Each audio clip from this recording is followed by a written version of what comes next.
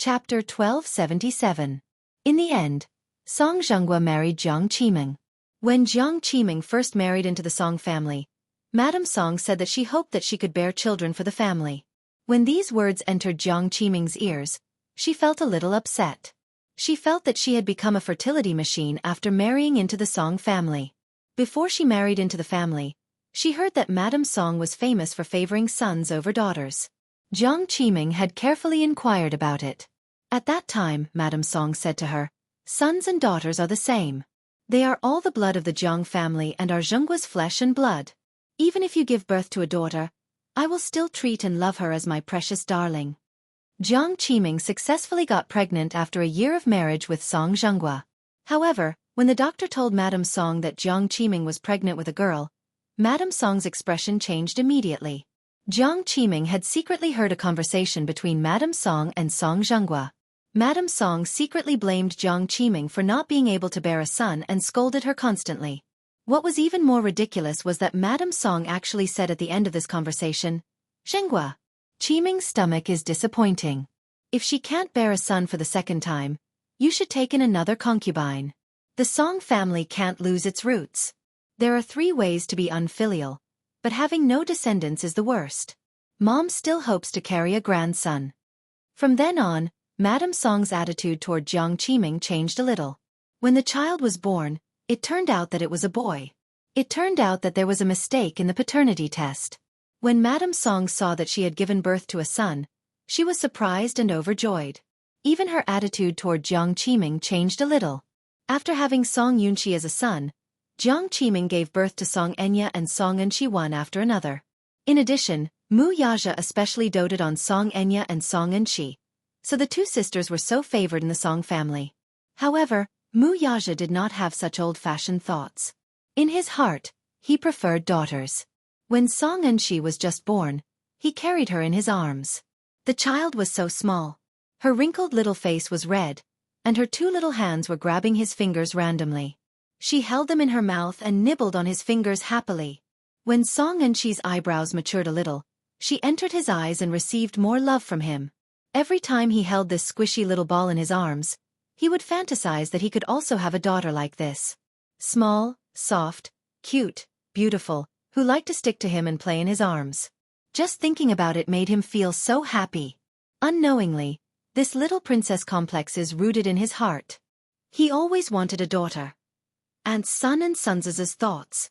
This was especially so when Yun Shishir, with her son's protection, could not help lifting her chin and glancing at him smugly. In his eyes, it was obvious that she was flaunting. The idea of having a daughter became even more restless. "Was Song's," he told her. "He is 2's families of all of this Song family." This sentence made Yun Shishir's face look even more familiar. This father and son pair. She simply didn't know what to say. One of them said, "Give me a sister." The other said, "Let's have a daughter." The father and son were the same. How could they have a daughter just because they wanted one? How many people wanted to have a son but ended up with a daughter? Chapter 1278. So many people hoped for a daughter, but in the end, they gave birth to a son. Some things, the more one thought about it, the harder it was for them to come. Giving birth to a son or a daughter depended on fate. You couldn't just get what you wanted. Mu Yaja lowered his gaze and sized up Yun Shishir's blushing face. He couldn't help but chuckle playfully and pecked her tender cheek. "Why?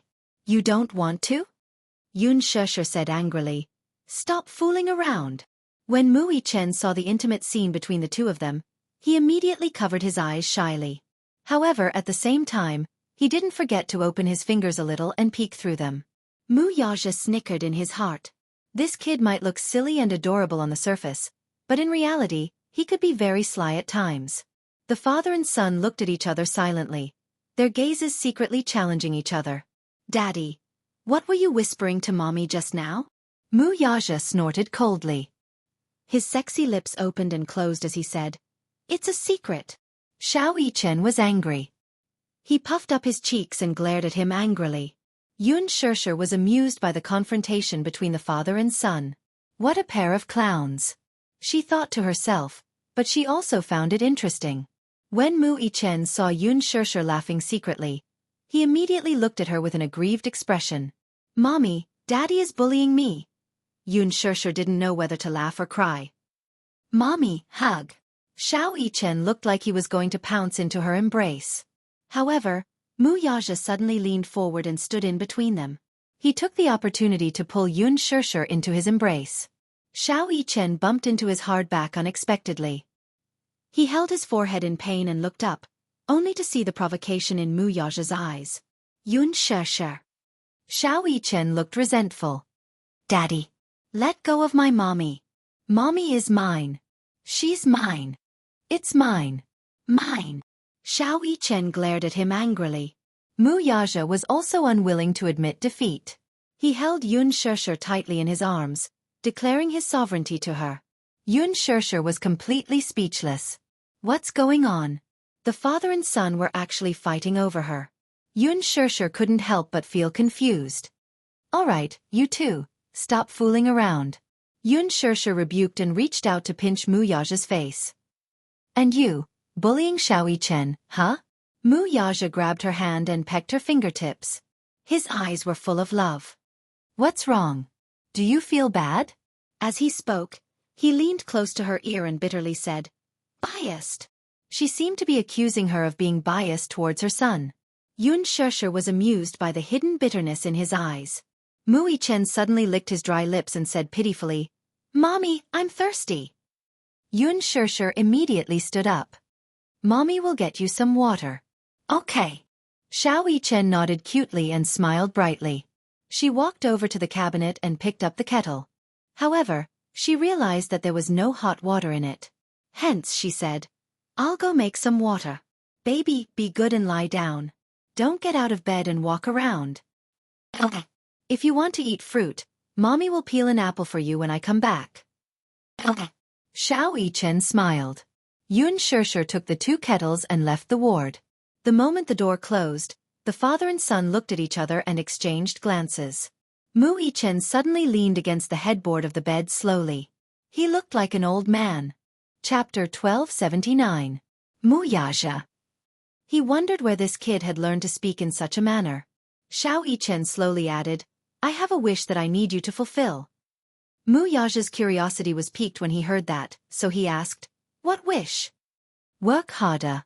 I want Mommy to give birth to a little sister for me. Xiao Yichen spoke the truth. Mu Yaja couldn't help but laugh. This kid had the same thoughts as him. Xiao Yichen had no idea what Mu Yaja was thinking. He casually said, I want a little sister.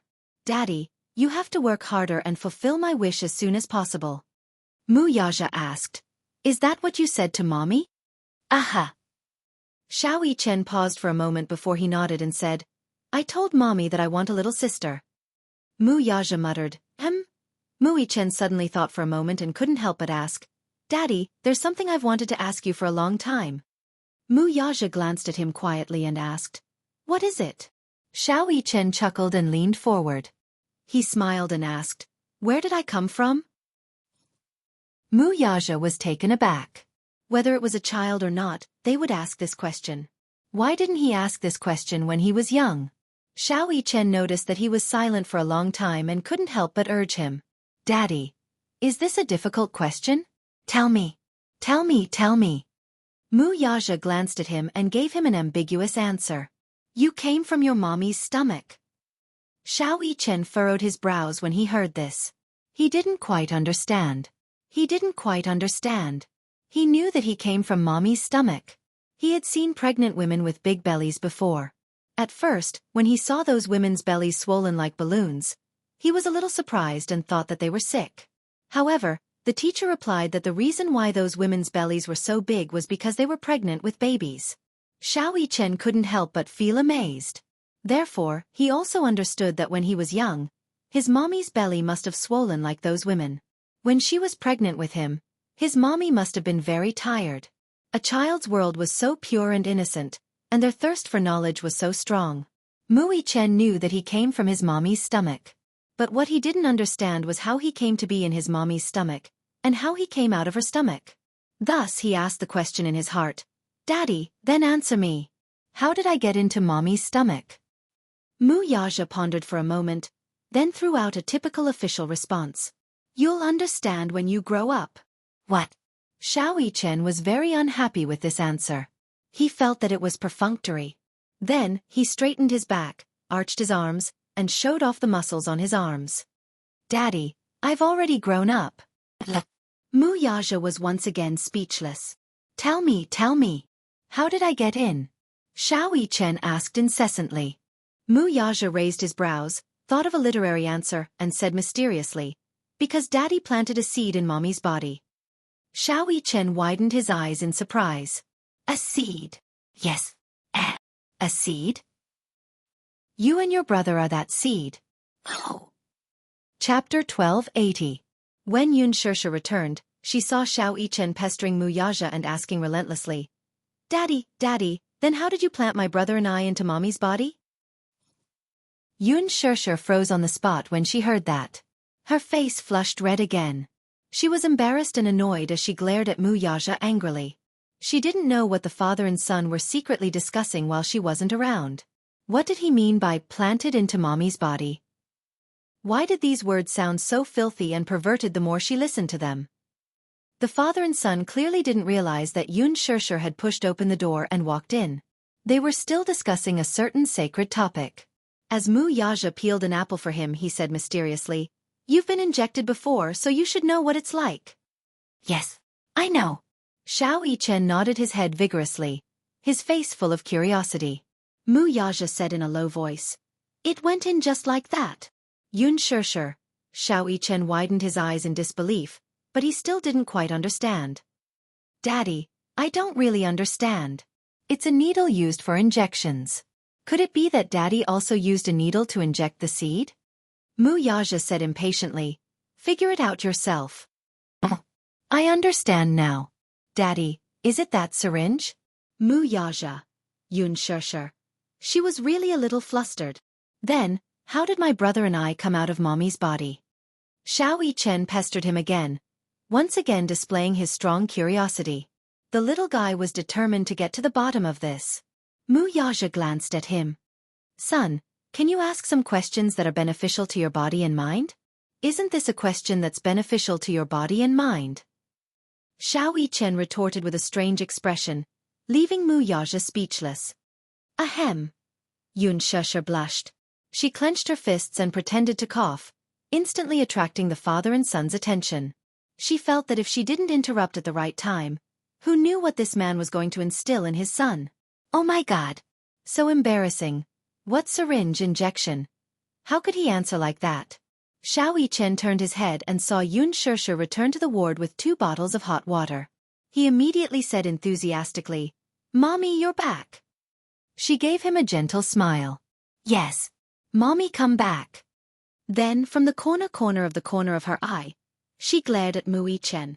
The latter sat calmly at the side, showing no signs of repentance. Yun Shirsha was even angrier when she saw this. Just as she sat down, Xiao Yichen stuck to her and asked the question that was interrupted just now. Mommy, tell me, how did you and I come about? Yun Shirsha turned her head with a smile and pinched his tender little face. Why are you suddenly asking this question? I've been thinking about this question for a long time, but I still can't figure it out. How did I come about when Daddy and Mommy got together? Xiao Yichen looked conflicted as he furrowed his brows. It looked like he had been troubled by this question for a long time. Mu Yaja looked at Yun Shirsha with a teasing and mischievous gaze. His thin lips curled up slightly with a hint of playfulness. He also wanted to see how she would answer this question. Yun Shirsha couldn't help but feel a little dazed. When she was young, she had asked her mother the same question. Chapter 1281. Her mother replied, You are the product of Mommy and Daddy's love. Mommy and Daddy loved each other, and then they had you. When she reached puberty at the age of 12 or 13, she was still clueless about the relationship between men and women. Later on, she had biology classes in school. During class, she could still remember the shyness of the students when the teacher showed them the different biological structures of men and women. It was only during biology class that he realized that her arrival wasn't as simple as the crystallization of love. Hence, Yun Shirsha explained to Xiao Yichen, Baby, have you seen a tadpole before? Xiao Yichen nodded and said, Yes, I have. A tadpole is small, black, and has a long tail. It's very cute. In the beginning, you were just tadpoles in Daddy's body. Xiao Yichen widened his eyes in surprise. I'm a tadpole in Daddy's body? As he spoke, his curious gaze landed on Mu Yaja, sizing him up from head to toe. He wished his eyes could see through the man's body as he widened them so much that they could penetrate his body. Mu Yaja was silent. This explanation was very good. It was very vivid. Yun Shishir continued to explain. After Mommy and Daddy got together, the tadpole in Daddy's body swam and swam and swam into Mommy's body. As soon as she finished speaking, Mu Yaja couldn't help but chuckle. Yun Shishir blushed and flew into a rage out of humiliation. She looked up and glared at him angrily. May I ask if you have any objections to my explanation? Mu Yaja regained his serious expression and said, No. Yun Shishir covered her face in vexation. Belatedly, she also realized that her explanation was very dirty. However, in Xiao Yichen's eyes, this process was extremely profound. Although he did not fully understand what she was saying, his impression of her became more vivid and intuitive after listening to her words. Yun Shishir used a metaphor to explain to him how the tadpole swam into her body, grew into a baby, and was finally born. At the end of the question, Xiao Yichen was still very confused. I more or less understand everything Mommy said. NN. Xiao Yichen is the best. Xiao Yichen suddenly threw out a very thorny question. The point is, am I not a little tadpole? What I don't understand is how I swam from Daddy's body to Mommy's body. Yun Shishir and Mu Yaja were stunned. It seemed that a child's thirst for knowledge could not be underestimated. From a certain point of view, it was extremely troublesome to answer a child's various questions perfectly. Even Mommy can't answer it? Xiao Yichen pursed his lips and looked a little disappointed. Yun Shishir blushed with shame and said, This? Mu Yaja flicked his finger at his forehead and said, You won't understand even if I explain it to you, little idiot. Xiao Yichen held his forehead in pain and looked aggrieved. He stared at Mu Yaja anxiously and looked very hurt. Daddy, are you bullying me? Are you bullying me because I'm stupid? Yun Shishir almost burst out laughing. Did this child have to be so honest? He was so adorable. Mommy, you're laughing at me too. Xiao Yichen complained, feeling wronged. Chapter 1282. Yun Shishir smiled and poured Xiao Yichen a glass of water before placing it on the cupboard next to his hand. Xiao Yichen took a sip the moment he received it. The moment his lips came into contact with the boiling water, he exclaimed in surprise. It's so hot. Yun Shishir was shocked and quickly asked, Are you scalded? Little idiot, can't you wait for the water to turn cold before drinking it? Xiao Yichen realized that his mommy seemed to be able to call him little idiot so smoothly. Was he really that stupid?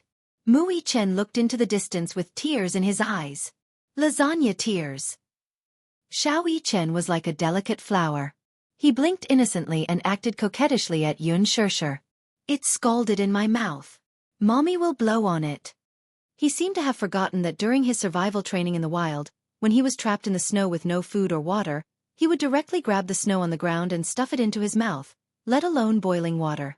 However, when it came to Yun Shishir, he was no longer as imposing as before. Instead, he was as soft as a delicate flower bud, making people want to love him tenderly. Yun Shishir immediately cupped his face in her hands and gently blew on the corner of his scalded lips. You're really scalded. Baby, does it hurt? Yun Shishir's heart ached. Mu Yaja chillingly said. He's not that delicate. When Xiao Yichen heard this, he felt even more wronged as he snuggled into Yun Shishir's arms. At the same time, he shot a provocative look at Mu Yaja. Mu Yaja was furious. This brat was clearly provoking him. Yun Shishir glared at him. Why don't you try getting scalded? You only know how to make sarcastic remarks. Mu Yaja was speechless. That's right. Daddy only knows how to make sarcastic remarks. He doesn't care about her at all. Humph. Xiao Yichen followed behind and fanned the flames. Mu Yaja's face turned completely cold. It was as if a layer of snow had covered his face in the middle of winter, chilling one to the bone. Suddenly, a series of slow footsteps came from outside the door. Then, the door of the ward was slowly pushed open. Mu Shang, in his hospital gown, stood at the door. The moment the door was opened, the wind from the window blew into the huge ward and brushed against his clothes. With the wind blowing, his clothes fluttered, making him look even more frail and boneless. He narrowed his eyes slightly and looked in the direction of the hospital bed. The scene of the three people joyfully and harmoniously fell into his eyes. Mu Sheng looked at Yun Shirshir unblinkingly. He did not dare to make a sound to disturb them. He only stood in a remote corner and watched quietly. He was content. He felt extremely guilty towards Yun Shirshir from the bottom of his heart. This child, because of him, must have suffered a lot of grievances and hardships. If it wasn't for her, her life would have been very ordinary and peaceful. Now, however, because of him, she had suffered so much injustice. When he thought of this, he could not forgive himself. Don't even dream of getting her forgiveness. Xiao Yichen raised his head and suddenly noticed someone standing at the door of the ward. He widened his eyes and was stunned when he saw Mu Sheng standing at the door. "Great Master!" he called out subconsciously. Yun Shirshir was stunned. She could not help but follow his line of sight and look behind her. When she saw that it was Mu Sheng, her face turned cold in an instant. "Why are you here?" His voice was cold and distant. It was obvious that he was very resistant to his arrival. Chapter 1283. He rubbed his hands nervously and looked at her in shame. His old and haggard face could not hide the guilt he was feeling. I'm here to see the children. Is that okay?" he asked carefully. He had let go of all his arrogance and pride to appear so humble. His careful probing tone was as weak as a cicada's wing. Fear was written all over his face. He was afraid that she would heartlessly reject him. Yun Shirshir looked at him coldly. Her eyes flickered and she took a deep breath, but she still took a step back. Sure.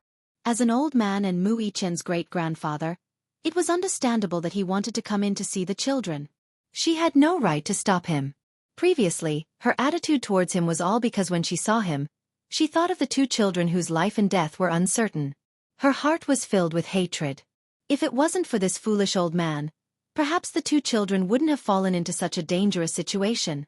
She hated his foolishness and his blindness. She hated that because of him, her mother had passed away at a young age. She hated that because of him, she had suffered so much. However, now that she knew that the two children were safe, her hatred for him had more or less subsided. She was not a magnanimous person, but she knew very well that even though this old man had committed many mistakes and made many foolish choices in his life, he was, at the very least, Mu Yaja's grandfather and Mu Yichen's great-grandfather. However, the bond of blood was difficult to erase. Moreover, this pitiful old man had one foot in the grave.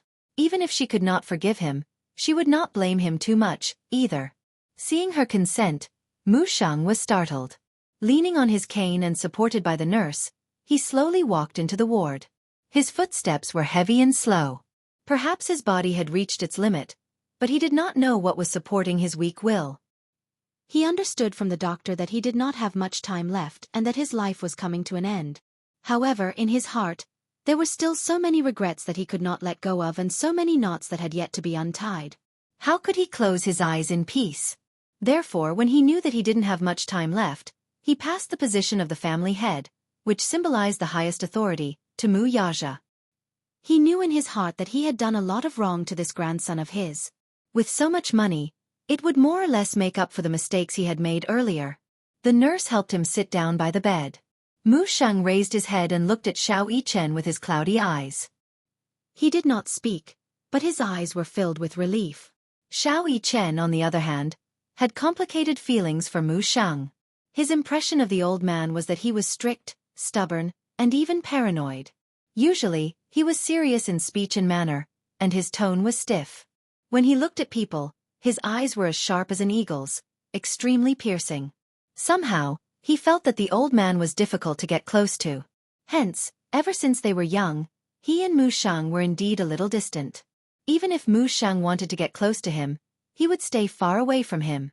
Now, however, the little guy suddenly felt that this great-grandfather of his was quite pitiful. It was an indescribable feeling, especially when he saw the old man's eyes when he looked at Yun Shirshir. There was hope, guilt, self-blame, regret, heartache, and annoyance. Chapter 1284. Mu Sheng's arrival caused the warm atmosphere in the ward to turn cold all of a sudden. Mu Yaja looked at him and asked calmly, "Grandpa, you're not feeling well. Why did you get out of bed?" Mu Sheng sighed. The high-spirited look on his face was gone. "I feel uncomfortable lying down all day, so I wanted to walk around. While I can still walk, I came to see the child." Yun Shirshir was stunned, but her face remained cold and she did not say anything. These words sounded rather pitiful to the ears. Mu Yichen did not feel good when he heard this. Children were easily soft-hearted. In their naive world, they all hoped for a peaceful family and prosperity. Although he did not like this old man's stubborn and stern look in the past, looking at him now, he found him to be rather pitiful. In fact, he did not know about the feud between Mu Shang and Yun Shirshir, so he could not help but feel soft-hearted. He said softly, "Grandpa, you're not feeling well. Go back to the ward and rest." Hearing this, Mu Shang's gloomy face was moved. His heart was filled with warmth as he said sentimentally, "Xiaoyi Chen, I'm here to see you. You've suffered such a serious injury. My heart aches and I want to sit and accompany you." "Grandpa, my injuries don't hurt anymore." Xiaoyi Chen did not seem to mind. In fact, he was very good at enduring pain. If other children had his injuries, they would have cried and wailed, but he acted as if nothing had happened to him. After all, he had trained since he was young, and his willpower was extraordinarily tenacious. This was also the reason why Mu Yaja insisted on throwing him into the military camp for training when he was young. Boys should know how to endure hardships from a young age and train their willpower. Children nowadays were all spoiled and spoiled. They were too delicate. He did not want his son to be raised into a little princess. Boys should be trained. Hearing this, Mu Sheng smiled and gently placed his wrinkled hand on the back of his son's hand. When Grandpa Mu was young, he had been in the army. He had been on the battlefield and had also trained. His hand that had held a gun before had a thick layer of calluses on it. Now that he was old, his hand was rough and coarse. It was painful to look at. Yun Shirshir looked at him indifferently. Her face was expressionless, and her eyes were cold. Although she felt sorry for the old man and found him to be rather pitiful, how could he not be hateful when he was pitiful? There was a saying that went like this: a pitiful person must have a hateful side. It made sense. When this old man was young, he was also a person who could summon the wind and summon the rain. With such a prominent position, he could cover the sky with one hand. Just now, in ancient times, he was also a figure of a generation of warlords, generals, ministers, and even the monarch of a country. When he was young, he was swift and decisive, but when he got older, he became muddle-headed and made some mistakes. Her impression of him was all from her mother. Selfish, foolish and cruel executioner. Other than that, there was no direct impression. However, although he wasn't the main cause of his mother's death and his brother's separation, he was a part of the reason. Hence, it was difficult for her to let go and forgive him. The pain of losing a loved one was still deeply ingrained in her heart. Although this wound had scabbed over with the passage of time, it was still unbearably painful when touched. An unintentional mistake was still a mistake. Chapter 1285. It did not mean that she could be forgiven just because it was unintentional.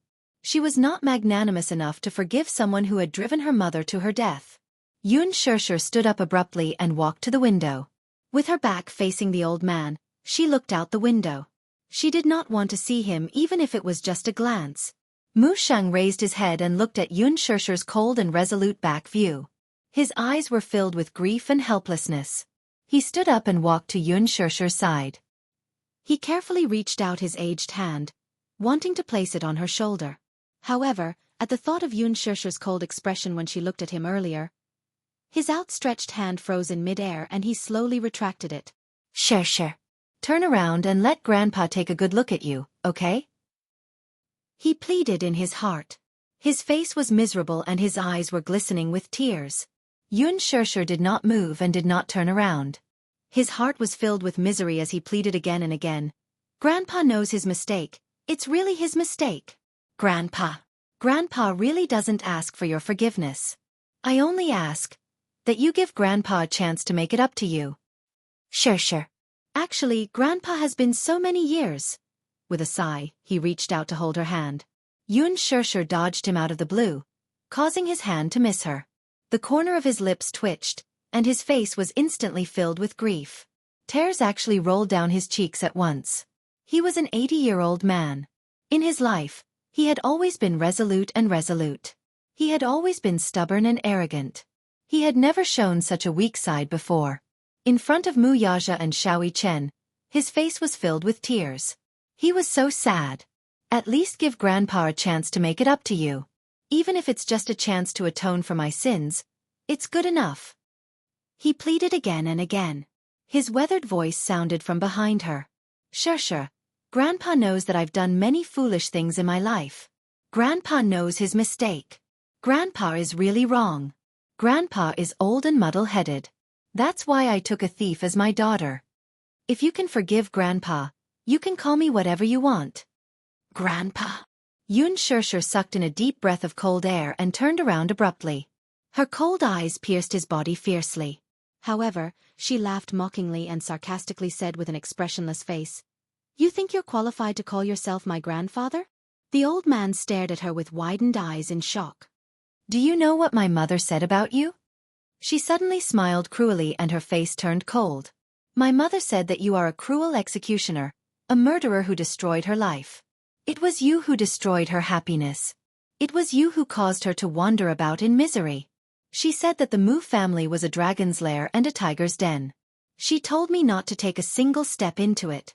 She even said that the Mu family's Mu Shang was the cruelest and most terrifying executioner in the world. You want me to forgive you? That's a big mistake." His face turned ashen at her words as he stared at her in disbelief. The emotions in his eyes fluctuated unpredictably. From the initial shock and astonishment, to the subsequent pain and disappointment, and finally, regret and heartache. He really did not expect that Qingqing, whom he had always doted on and treated as his own, would say such cruel words. Chapter 1286. Mu Sheng felt waves of pain in his chest. His heart was already in a state of failure. Now that he was agitated by Yun Shirshir's words, he froze and found it hard to move. His face alternated between green and white as his breathing quickened. He clutched his chest tightly, his face contorting in pain. Yun Shirshir did not know what condition he was in. She thought that the old man was pretending to be pitiful to gain her sympathy. Was it useful to pretend to be pitiful? She would never forgive him. Thinking of her mother being buried in a sea of fire, Yun Shirshir hated him even more. She said coldly, "You leave. I don't want to see you again." Mu Sheng clutched his chest and did not move. He only bit his lower lip and looked at her with a face full of pain. Yun Shirshir sized him up and asked, "Why? You're not leaving? You're not leaving, are you?" After a pause, her lips twitched, and she said expressionlessly, "Fine. If you're not leaving, I'll leave." With that, Yun Shirshir turned around and walked toward the door. Mu Sheng finally panicked. He hurriedly reached out to pull her, but halfway through, his whole body suddenly convulsed. He stiffened and collapsed to the ground. Seeing this, Mu Yaja was startled. He walked forward and supported him with his strong arms. Yun Shirshir turned her head when she heard the strange commotion, only to see the old man fainting from anger. Her face stiffened at once. Mu Yaja lowered his head to look at the old man with a cold face. When he raised his head and met Yun Shirshir's startled gaze, he lightly reminded her, "The old man's health is not good." Hence, he carried the old man in his arms and hurriedly left the ward. Yun Shirshir furrowed her brows in a daze. Without thinking much, she subconsciously followed Mu Yaja's footsteps. By the time they arrived, Mu Sheng had already been sent to the emergency room. The door was tightly shut, and Mu Yaja was sitting outside with a cigarette between his fingers. He was deep in thought with a frown. She slowly walked up. She seemed to have realized that the words she had said in front of the old man were too hurtful. For a moment, she felt a little vexed. Yun Shirshir lowered her head and leaned against him. She remained silent for a long time without saying a word. The lights in the operating theater were switched on for several hours. Mu Yaja was waiting outside the door. He was sitting on a bench with an icy expression on his face. Yun Shirshir sat at the side, and both of them were silent. After what felt like a century, Mu Yaja suddenly said, "I used to hate him as much as you do." Mu Sheng was once the man whom he hated to the core. Grandpa Mu was a traditional man. He was old-fashioned and dogmatic. He had done many things that made him gnash his teeth in anger. However, no matter how many mistakes he had made, the fortune and misfortune in his life were all related to him. His greatest fortune was to be able to meet Yun Shirshir. If not for Mu Shang, he might have missed her in this lifetime. Regardless of whether it was right or wrong, everything seemed to be destined. Because of that, his hatred had already been diluted by quite a bit. Yun Shirshir did not understand the meaning behind his words. Just as she was stunned, the door to the operating theater suddenly opened. When the doctor saw Mu Yaja, he respectfully walked up to him. His tone was respectful, but his face was full of regret. Chapter 1287. Mu Yaja raised his eyebrows. The doctor continued, "Please prepare for his funeral. Anyway, he won't be out for more than a month. If you serve him well and take good care of him, he might be able to live a little longer." Got it. He was not surprised by this outcome. He knew very well that Mu Shang's condition was terrible. He was struggling at death's door. Every day he lived was a day less. Yun Shirshir was secretly shocked when she heard this. She did not expect Mu Shang's condition to be so bad that they had to prepare for his funeral. She walked into the ward in a daze and sat by the bed. Looking at the sickly Mu Shang lying unconscious on the bed, her heart sank all of a sudden. A nurse suddenly rushed into the ward with something in her hand. She carefully walked up to Yun Shirshir when she saw her sitting by the bed. "Hello, this is something the patient left behind in the operating room. Please keep it for him." "Okay." Yun Shirshir reached out her hand in a daze. The nurse opened her palm and placed a jade pendant in her hand. Her eyes widened in shock when she saw it. This should be the patient's personal item. When he was sent to the operating room, he held it tightly in his hand. I spent a lot of effort to pry his hand off, but I didn't expect it to be a jade pendant. This jade pendant should be very important to him. With that, the nurse smiled politely and left the ward. Yun Shirshir held the jade pendant in her hand and carefully pinched it. The jade pendant fell into two halves. She carefully picked up one of the jade pendants and scrutinized it. Her heart skipped a beat. This was her mother's relic. It was her mother's personal jade pendant. She did not expect it to be one of a pair of jade pendants. The two jade pendants were a pair. They formed a small oval jade plate and were evenly separated in the middle. Each jade pendant was in the shape of a crescent moon. They were exquisitely carved with beautiful hollow patterns and gold inlaid in the middle. One look and one could tell that they had been baptized for a few years. On the surface, they looked a little weathered, but the quality was excellent. When she was young, she didn't know much about jade. She only knew that this jade pendant was always worn by her mother. But now, this jade pendant had been separated from her for more than 10 years, and in the end, it had returned to its rightful owner and returned to her hands. Yun Shirshir could not help but feel a little absent-minded. This jade pendant matched perfectly with the other jade pendant. Did he always carry the jade pendant with him? Even though he had fainted, he still held it tightly in his hand and refused to let go. What kind of obsession was this? Yun Shirshir heard that Mu Shang doted on Mu Qingqing to the core. Now that she saw it, it was true. He had even put down his noble airs and humbled himself in front of her, begging for her forgiveness. She knew how important his mother was to him.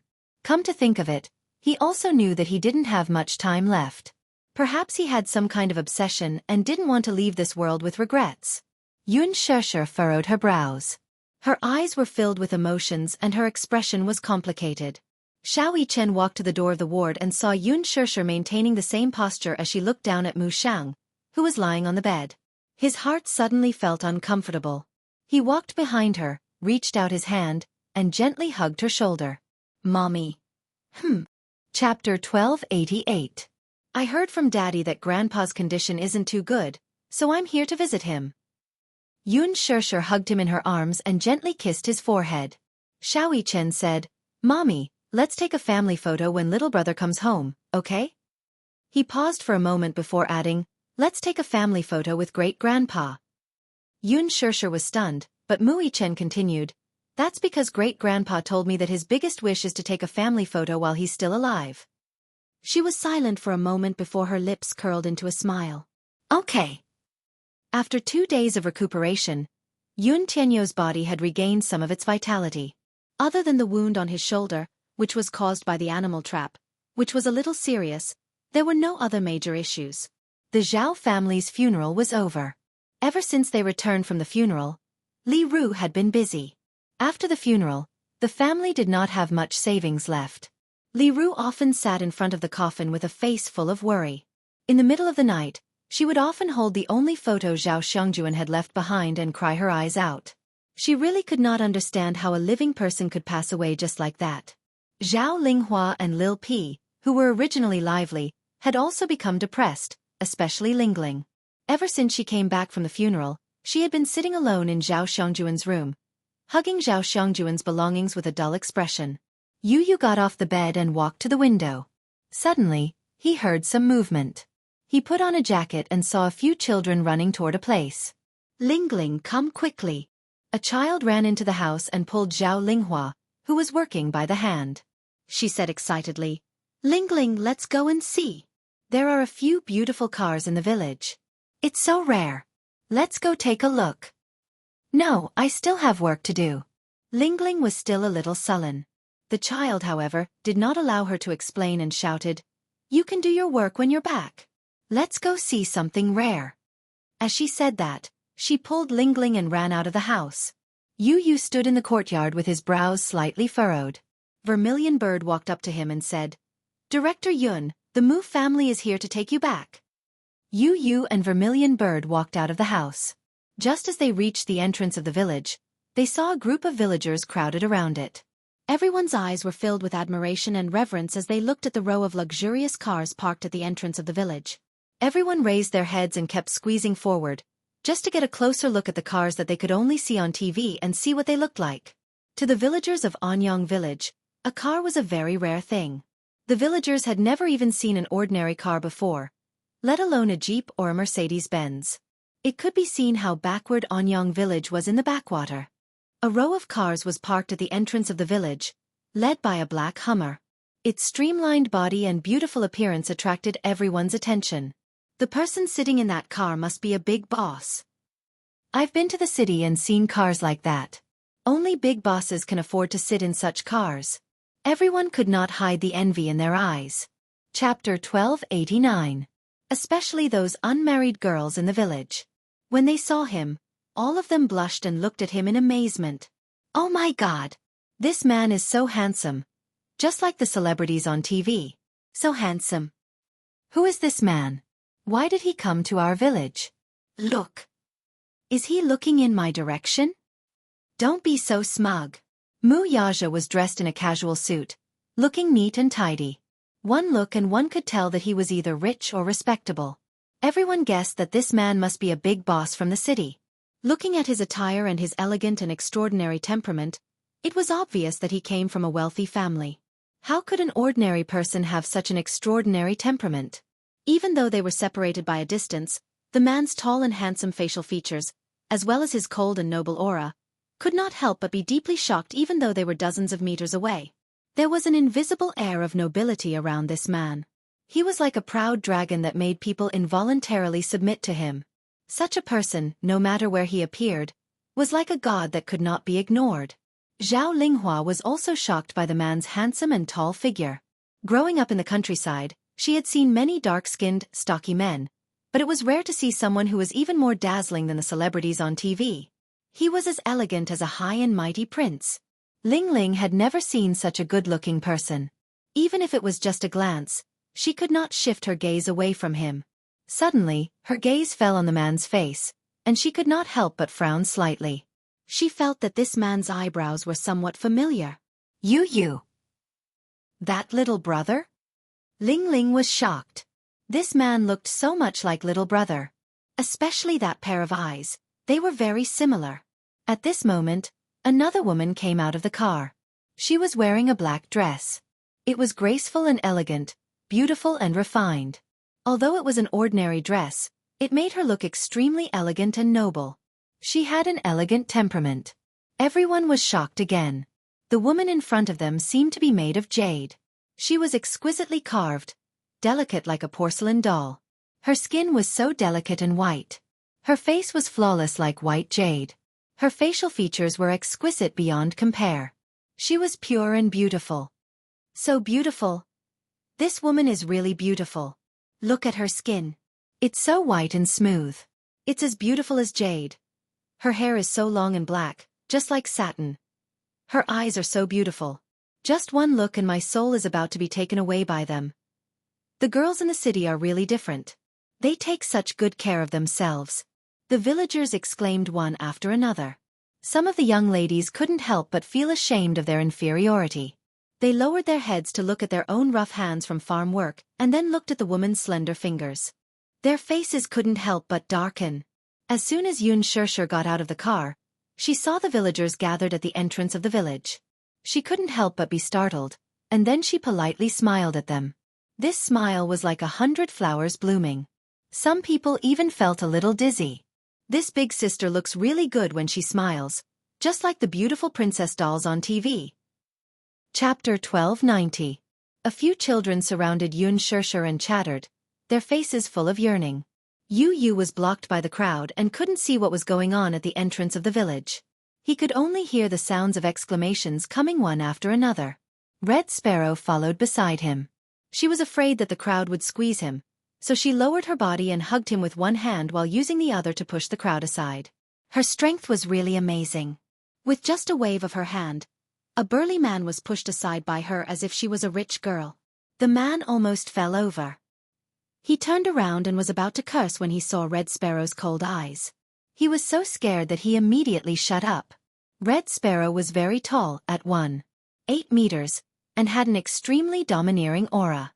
When Yu saw this scene, he thought to himself, the women of Mercenary Paradise are really different. He thought that Lisa was already amazing enough. He didn't expect Red Sparrow to be one of the top female devils in Mercenary Paradise. His valiant martial strength, coupled with his pair of ice-cold eyes, was extremely frightening. Yu! Lingling's voice suddenly came from the crowd. When she saw Yu, her eyes widened and she hurriedly called out to him. The slightly urgent shout was so abrupt in the crowd that it startled Yun Shirshir. Yu? She seemed to have heard a child call out Yu's name. Where was Yu? Yun Shirshir hurriedly walked toward the crowd. Mu Yaja grabbed her and pulled her back to his side. What's wrong? Don't walk around. Mu Yaja glanced at Minyu from the corner of his eyes. Why are there so many people around? Minyu broke out in a cold sweat. He turned around and looked at the crowd helplessly. As soon as his car stopped, he heard someone in the crowd shout, "The big boss of the village is here!" Not long after, the entrance was surrounded by the villagers who had heard of it. Chairman Mu, please wait for a moment. I'll go and evacuate the crowd, Minyu said and walked forward with his men. Suddenly, a commotion broke out in the crowd. As the crowd dispersed, Yu saw Mu Yaja and Yun Shirshir. She was surprised and shouted, "Daddy, Mommy!"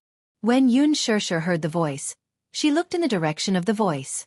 When she saw Yu in Zhu Kei's arms, her expression changed and she walked towards him with a smile. Mu Yaja also saw Yu. He gently pushed aside the people in front of him and walked towards Zhu Quebec. Everyone was dumbstruck. When they regained their senses, the picturesque beauty had already hugged the child tightly in her arms. The man who looked unapproachable also walked over.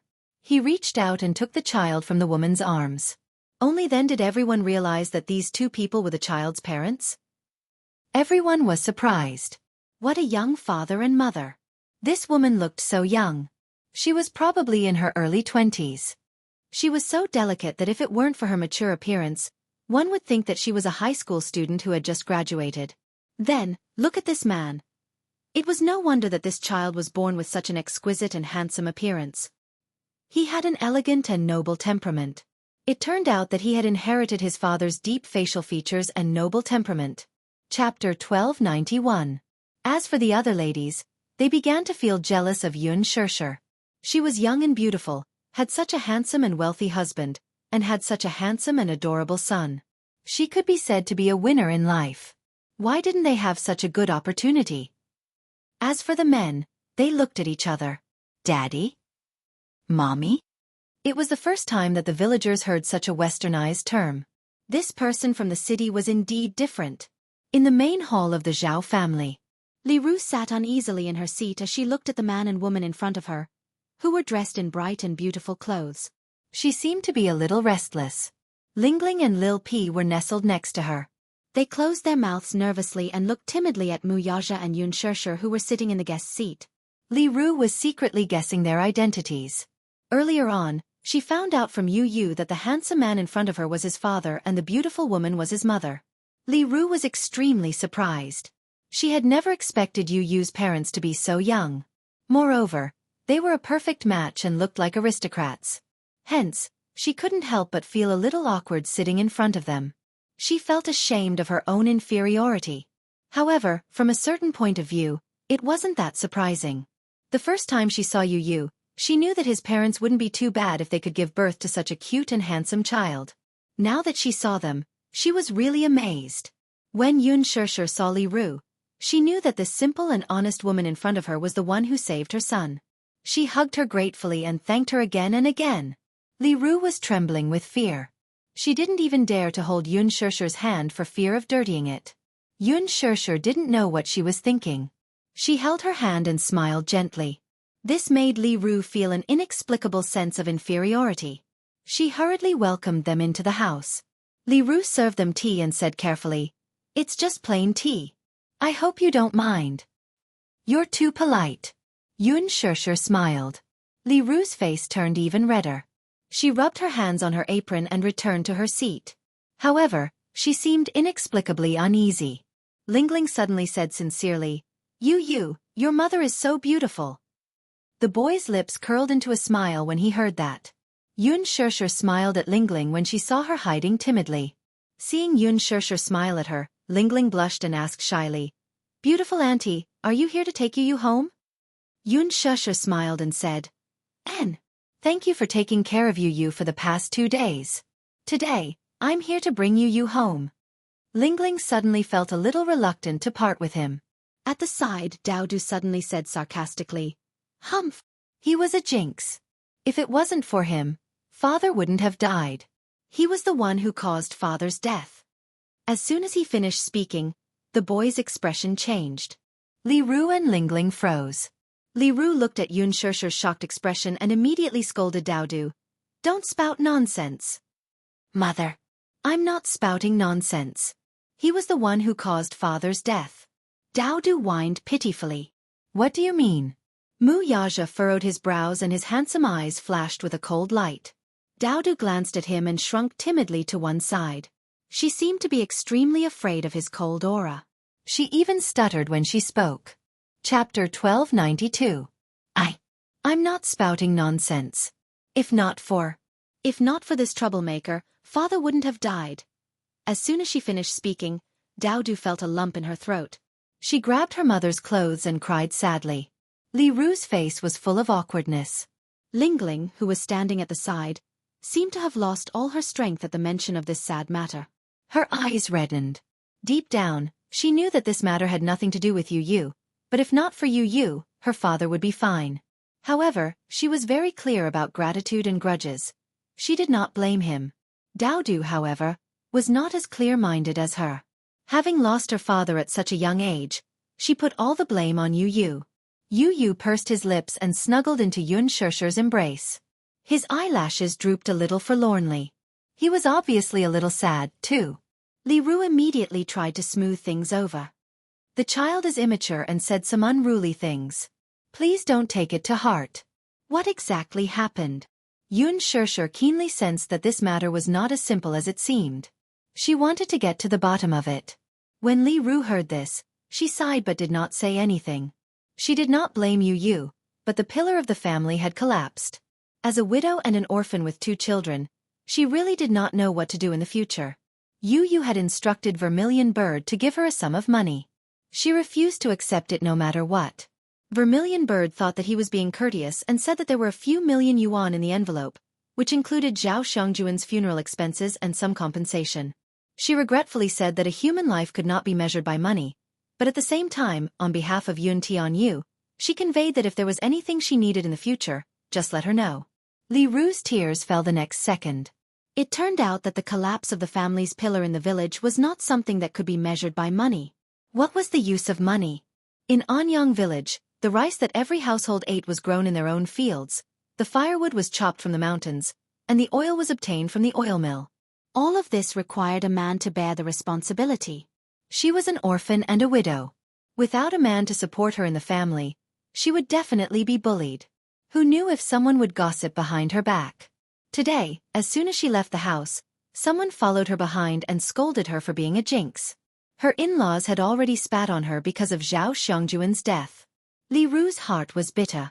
Daodu leaned against him with red eyes. She pursed her lips and didn't say anything. When Yu Yu saw this, she couldn't bear it and whispered into Mu Yaja's ear, "Daddy, Uncle Zhao's death is indeed related to me. If it wasn't for me, the Zhao family wouldn't have fallen into such a miserable state. Bring them back to the capital." Mu Yaja frowned and looked at him. "What's going on?" "It's him."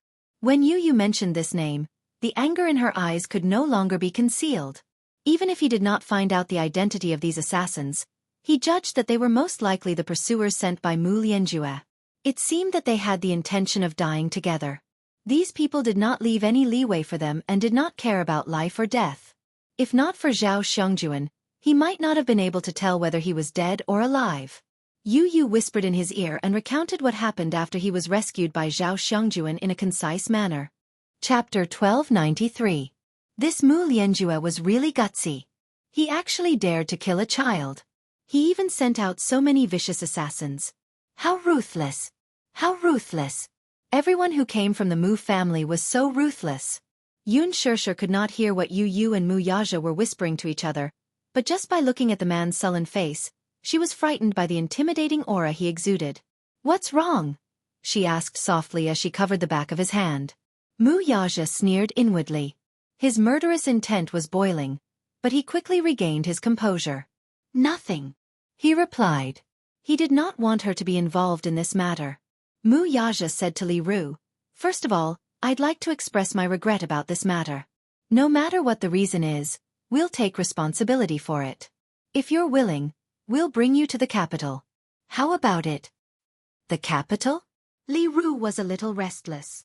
"This isn't appropriate, is it? After bringing you to the capital, I'll arrange a place for you to stay and the best education for the two children." Min Yu, who was at the side, said, "Please put it down. Since Chairman Mu has put this on the table, he'll arrange the best place for you to stay.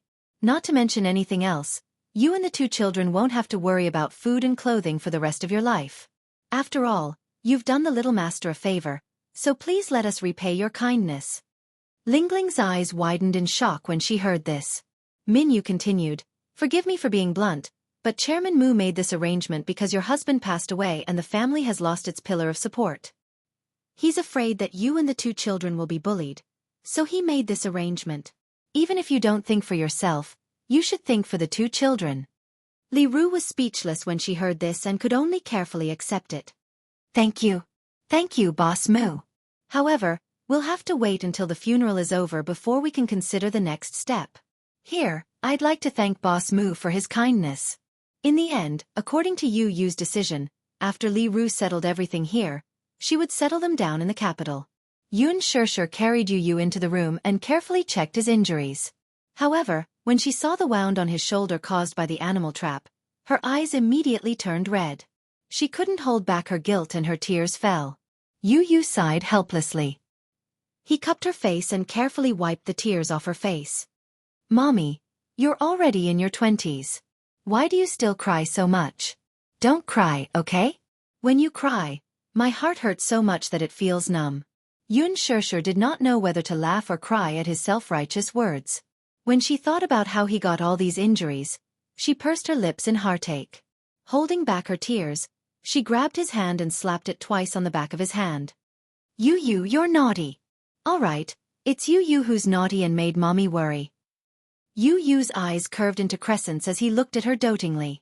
His eyes seemed to be filled with a gentle smile and were full of tenderness. Yun Shishir said, "You always make Mommy worry. You shouldn't have swapped places with Mommy that day." "Mommy is injured." Yu Yu said honestly, "I can't just stand by and watch Mommy get hurt." Yun Shishir's heart was deeply touched. Yu Yu. Chapter 1294. Yu Yu looked up at her, then jumped into her arms and wrapped his arms around her waist. "Mommy, I really love you. No matter what it is, as long as you're happy, I'm willing to do anything." Yun Shishir sighed in her heart. This child was so precocious and could even say such touching words. She had mixed feelings. She didn't know if she should be touched or feel complicated. She gently caressed his face. Yu, Mommy loves you too. She loves you more than life itself. Yu quietly gazed at her face and asked carefully, Then no matter what Yu becomes, Mommy will still love you? Yes. No matter what Yu becomes, Mommy will still love you. That's enough. Yu smiled contentedly and hugged her tightly. Where's Xiao Yichen? Are the wounds on your body better? Better. That guy's body is so strong. He can already get out of bed and jump around. However, out of consideration, she didn't bring Xiao Yichen with her. Because of this, little Yichen was probably still sulking at this moment. The family of 3 decided to head back to the capital after lunch. Li Ru prepared a table of sumptuous dishes. In order to entertain them, she served all kinds of fish and meat. She even slaughtered a rooster that hadn't crowed yet. The free-range chicken that they raised at home was very tender. When Yun Shirshir and Yu walked out, Mu Yaja was already seated. However, Li Ru, Lingling, and Lil P seemed a little uneasy. They sat in their seats and secretly sized up Mu Yaja's handsome side profile. Lingling carefully sized up Mu Yaja. In her heart, she was a little envious of Yu. Yu's father was so handsome. He sat expressionlessly on the wooden bench. His back was straight and his whole body was cold and solemn. There was an indescribable aura around him, and he exuded the aura of a famous aristocrat. Even in such a shabby and backward setting, it was difficult to conceal his noble and cold aura. Li Ru looked at him and sighed in her heart. Indeed, one could not compare with another. Some people were blessed by the heavens. After Mu Yaja sat down, Lingling and Daodu became much more restrained. He raised his hands slightly and took a sip of tea. Lingling was so scared that she didn't dare to move. She stared at him until he put down the teacup. Only then did she carefully take a sip of tea. Yun Shirshir and Yu also sat down. However, since Mu Yaja didn't say anything and didn't move his chopsticks, the others didn't dare to move. Yun Shirshir glanced at everyone's expressions and knew that Mu Yaja's aura was too strong, causing them to tremble in fear. Hence, she said to Mu Yaja, You seem to have scared the 2 children. The moment she spoke, it startled him. Mu Yaja was originally thinking about something, but after being reminded by Yun Shirshir, he raised his head and looked at Li Ru and the 2 children on the table. He looked a little cautious. Yun Shirshir smiled and said, Sister Li, the 3 children are hungry. Don't just wait. Let's eat, or the dishes will get cold. Li Ru asked carefully, Boss Mu seems to be dissatisfied with the dishes. Haha.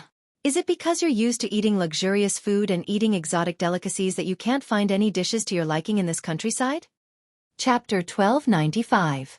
No, he's not a picky eater. Don't judge him by his looks. He's always been like this. He doesn't like to talk and doesn't smile. After a pause, she said helplessly, Look, big sister Li. There's so much food on the table. It'll be a waste if we can't finish it all. With that, Yun Shirshir glared at Mu Yaja. Mu Yaja smiled and said, Big sister Li, don't be so busy. Let the children eat. I was just distracted. I didn't mean anything else. With that, Mu Yaja picked up a drumstick for Lingling and Lil P. Then, he picked up a few pieces of chicken and placed them in Yun Shirshir and Yu's bowls. Li Ru was flattered by Mu Yaja calling her Big Sister Li. When she saw him put the drumsticks in Lingling and Lil P's bowls, she became even more nervous. She pinched the corner of her shirt and said nervously, Boss Mu, can you give Yu one of these drumsticks? Lingling stared at the drumstick in her bowl. Her mouth was gluttonous. Just as she was about to pick it up with her chopsticks and take a bite, Li Ru glared at her. She immediately stopped moving and pursed her lips in embarrassment. She knew that Li Ru wanted to save the drumstick for Yu. Yun Shirshir smiled and tried to ease the atmosphere. Big sister Li, what are you doing? Look at how scared the children are. If the children like drumsticks, let them have them. Our Yu doesn't like drumsticks. Yu quickly added, Auntie, I really don't like drumsticks. Let Lingling have them. That's right. Big sister Li, let's not be so polite. You treat us as family. If you're so polite, we'll feel uncomfortable, Yun Shirshir said helplessly. Only then did Li Ru nod and let out a few simple and honest laughs. Mu Yaja interacted with Lingling and Lil P from time to time. Although his tone was cold, His gaze was gentler. Every time Ling Ling spoke to him, her face would turn red. This uncle is so handsome. Especially those eyes, they were deep and mesmerizing, with long eyelashes. When he spoke, the corners of his eyes were slightly curved, revealing a playful and devilish charm, which really made her heart jump. Li Ru was even more flattered. She had heard from the villagers that the man's appearance today was very impressive. She then recalled what the man's assistant had said to them. He had even said that they would not have to worry about food and clothing for the rest of their lives. Then how powerful must this man be? He must be a big boss with a good net worth. Eating at the same table as the big boss, it was inevitable that she would feel reserved. Mu Yaja took a sip of the chicken soup. Li Ru had specially stewed chicken soup for Yu Yu. The chicken soup tasted pretty good, so Mu Yaja scooped up another spoonful and sent it into Yu Yu's mouth. He didn't forget to carefully blow on it and dip it in. When he was sure it was cold, he fed it to him. Yu Yu drank a mouthful happily. Mu Yaja raised his eyebrows. Is it good? Yes. It's good. Auntie's cooking is amazing. Yu Yu was not stingy with his praise. Li Ru blushed and tried to avoid it. Mu Yaja scooped up another spoonful of soup and fed it to Yu Yu. Yun Shirshir looked at this scene and suddenly felt a little dazed. This was probably Mu Yaja's most charming moment. When he looked at Yu Yu, the gentleness and adoration in his eyes were almost unconcealable. Chapter 1296. This man had always given her the impression that he was domineering and cold. However, at this moment, the sharpness and coldness of the past had faded from his body. When he looked at Yu Yu, he lowered his head and the tenderness in his eyes was almost overflowing. When he smiled, he was really the most charming. His sexy thin lips were slightly curved into a mesmerizing curve. Ling Ling was extremely envious. She looked at him eagerly and suddenly felt a trace of disappointment in her heart. Suddenly, a tender little hand holding a pair of chopsticks picked up a piece of vegetable and placed it in her bowl. When she looked up, she saw Yu Yu smiling and saying, "You can't just eat meat. You should eat more vegetables." His smile was so warm. It warmed her heart. Ling Ling nodded. Okay. At this moment, the outside of the Zhao family's house was filled with people. Many people were asking about the young couple's background. After dinner, they sat and chatted for a while before Mu Yaja decided to leave. Li Ru politely asked him to stay. "Don't you want to stay for a while longer?" Mu Yaja said, "I won't take up any more of your time." "It's not a problem at all. There's no such thing." Li Ru was still enthusiastic. "Sister Li, there's still a child waiting at home," Yun Shirshir said with a smile. After exchanging a few pleasantries with Li Ru nodded. Before leaving, she grabbed Yu Yu and stuffed the envelope into his arms. "My dear child, I can't accept this much money. Give the money to your parents and tell them that I can't accept it." She was so simple and honest that when she took out the check from the envelope and saw that it was a few million, she was immediately shocked. She even felt that the envelope was so hot. In her entire life, she had never seen a fraction of the amount on the check. However, Yu Yu pushed her hand back. "Auntie, just accept it.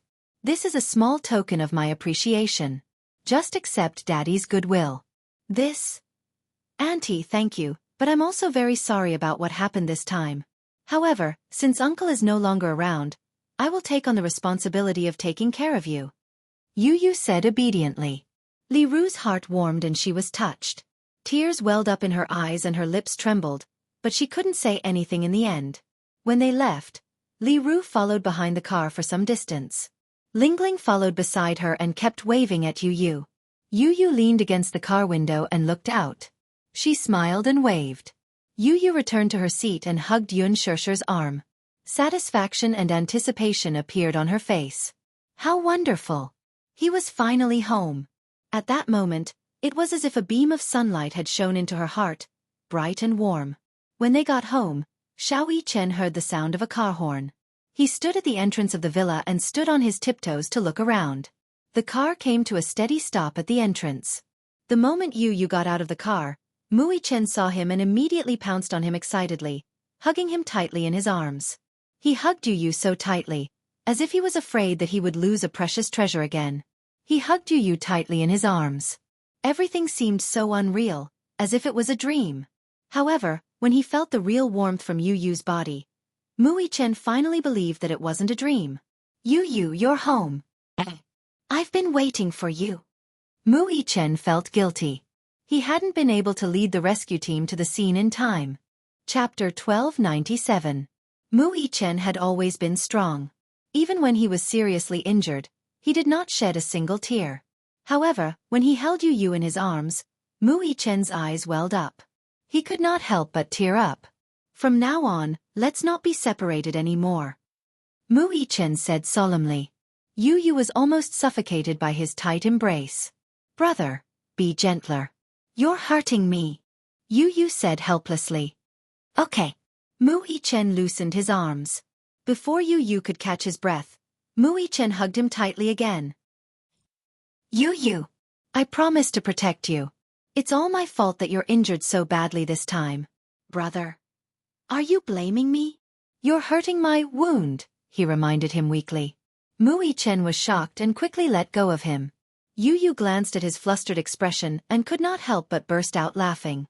Mu Yichen's face froze and he asked with a strange expression, What are you laughing at? Brother, I realized that you're so funny. Yu covered her mouth and giggled. What do you mean?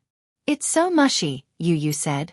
Mu Yichen smacked his lips and his heart turned cold. Yu touched his hair helplessly. Good boy. Didn't I go home? Mu Yichen's face turned red strangely. However, he was greedy for the warmth of Yu's palm and smiled. Yun Shirshir and Mu Yaja walked over. When they saw the affectionate look on the two little guys' faces, they looked at each other. Why are you so lovey-dovey? Yun Shirshir couldn't help but tease. She felt gratified to see that the two little guys had such a good relationship. He could still remember how Yu had rejected Mu Yichen when the two of them had first met. They were not close to each other at all. Now that the relationship between the two brothers was so good, she felt a lot more relieved. Yu could only rub his forehead helplessly at her teasing. However, he heard Yun Shirshir say, Xiao Yichen, you look like a woman in ancient times who longed for her husband to come home. Mu Yaja added, The Amma Stone. Yun Shirshir immediately agreed, Yes, the Amma Stone. Xiao Yichen didn't know what the Amma Rock was. Yu, who was standing at the side, understood. Her face froze for a moment and she said angrily, Mommy! He pouted and pretended to be angry. Xiao Yichen didn't understand. Yu, what does Mommy mean by the Amma Stone? Yu said seriously, You don't understand. Don't ask. Mu Yichen pouted dejectedly. Yun Shirshir was even more amused. She went forward and hugged the two children. These two babies were so funny. She secretly laughed in her heart and couldn't help but reach out to scratch Mu Yichen's nose. Yu and Mu Yichen looked at each other and smiled. When they got home, Yun Shirshir specially cooked a sumptuous dinner for the two children. She hadn't cooked for a long time, so her culinary skills were a little rusty. Naturally, she couldn't compare to Yu's culinary skills. However, she put in a lot of effort, and the taste was not bad. Compared to before, her culinary skills had improved. Mu Yichen was full of expectations for Yun Shirshir's culinary skills. When the dishes were served on the table, he couldn't wait to taste them. Then, he raised his eyebrows in approval. Mommy's culinary skills are amazing. Really? Then eat more. Yun Shirshir was encouraged. Mu Yaja, who was standing at the side, didn't hold back and said, It's just passable. Chapter 1298. Upon hearing that, Yu crossed his arms in dissatisfaction and glared at him. Daddy, I'll give you another chance to reevaluate this. The threat in his eyes was indescribable. Mu Yaja replied without batting an eyelid. It's not bad. Yun Shirshir, Mu Yichen. Yu felt much better upon hearing that, and his expression softened a little. He held the bowl in his hands. The rice in the bowl was warm and tasty. He suddenly felt that this happiness was not easy to come by. It was probably because he had gone through hardships that he knew how precious a peaceful happiness was. After dinner, Mu Yichen pulled Yu to his room. He had a lot of questions to ask him. Yu gave him a brief overview of what had happened in the past 2 days. Mu Yichen, on the other hand, was shocked by what he heard. When he learned that Mu Lianjue had sent people to hunt him down, he clenched his fists in anger. That Mu Lianjue is too despicable. He's just like a clown. He probably knows that he's lost, so he needs to jump around a little before he can feel at ease. Yu snorted coldly. D***. Mu Yichen was so angry that he was at a loss for words. He could not wait to tear him into pieces with his own hands. Yu dialed Li Hanlin's number. When the call got through, the latter thanked the heavens and expressed his relief when he learned that he had returned home. Director Yun, you're back. I was so worried. Li Hanlin was really scared out of his wits by what had happened to him. Yu replied faintly, I've troubled you with a lot of things during my absence. Director Yun, these are all part of my job. There's no trouble at all. After a pause, Li Hanlin probed cautiously, Director Yun, is it convenient for you to make a trip to the office now? Why? There's something urgent waiting for you to settle. It's not convenient for me now. Ugh. Yu frowned slightly. Judging from Li Hanlin's tone, it seemed like there was indeed something important. He thought for a moment and decided to make a trip to the company. Hence, he went to look for Mu Yaja and bluntly explained the reason. Daddy, I'm going to the company. I need you to cover for me, okay? He asked. Mu Yaja frowned. You've just returned home and you're still injured. What are you planning to do? Something important. Yu emphasized. But, I don't want Mommy to know about my identity for the time being. So, if necessary, I need you to cover for me. Mu Yaja pondered for a moment. Alright.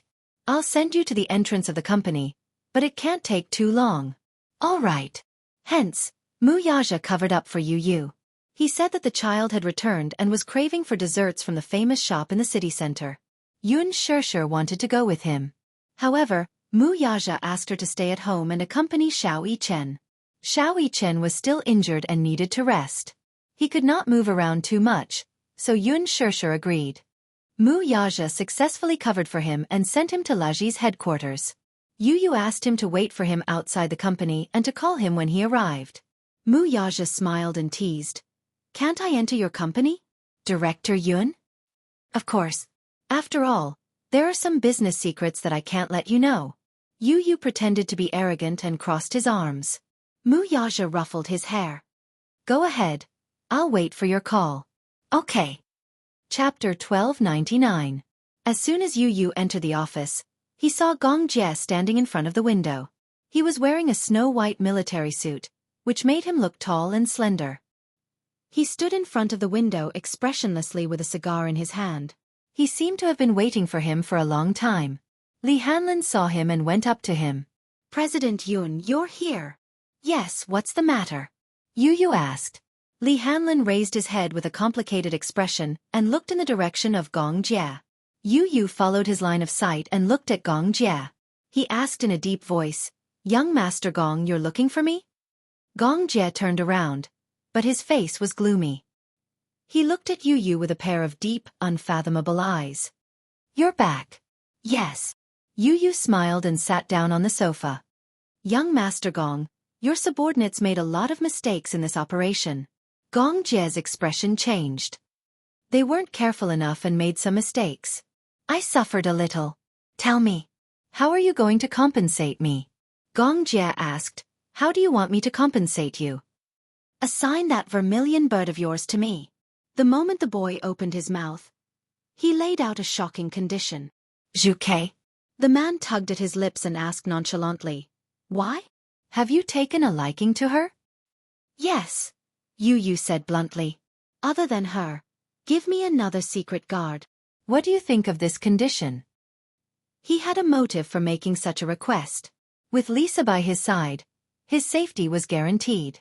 However, he had to find a way to arrange a secret guard to protect his mommy when necessary. After all, he didn't want something like this to happen a second time. The mercenaries of Mercenary Paradise were of high quality. Ordinary soldiers from the army couldn't compare to them. They were all assassins who walked in the dark and had outstanding martial arts skills.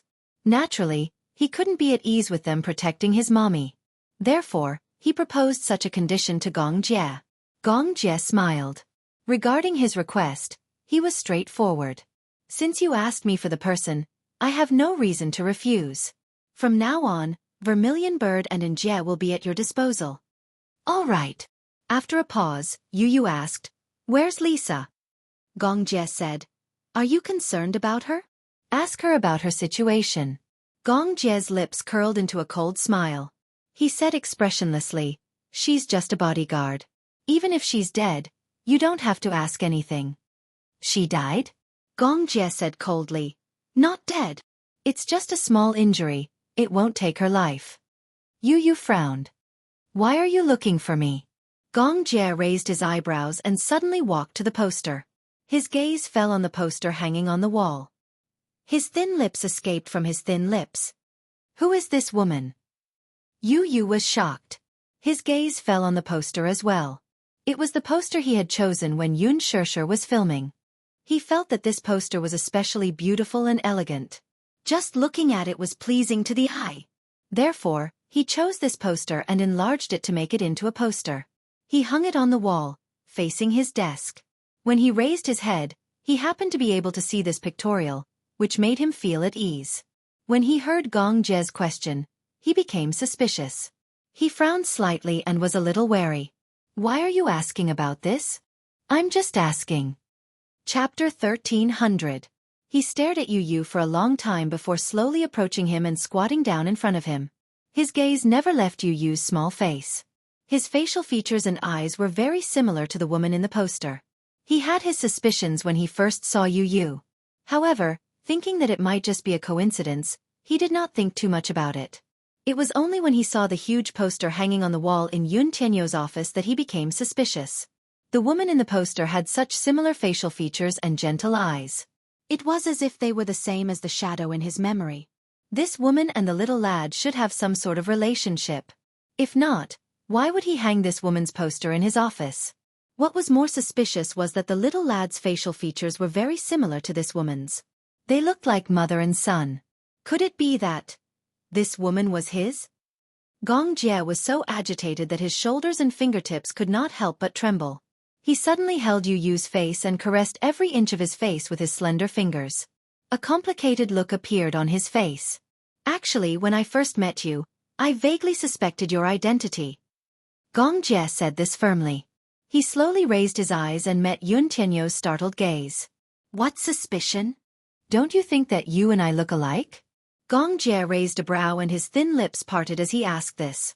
Yu's gaze landed on his face again. It was more than similar. Yu was extremely sensitive. Hence, when he first met Gong Jie, he had some suspicions. However, at that time, he was thinking about his mommy's matter and did not think much about it. He heard that his mommy had a younger brother who was in a car accident and disappeared without a trace. No one knew if he was dead or alive. Now, the man standing in front of him looked so similar to his mommy. It was hard for Yu not to think about it.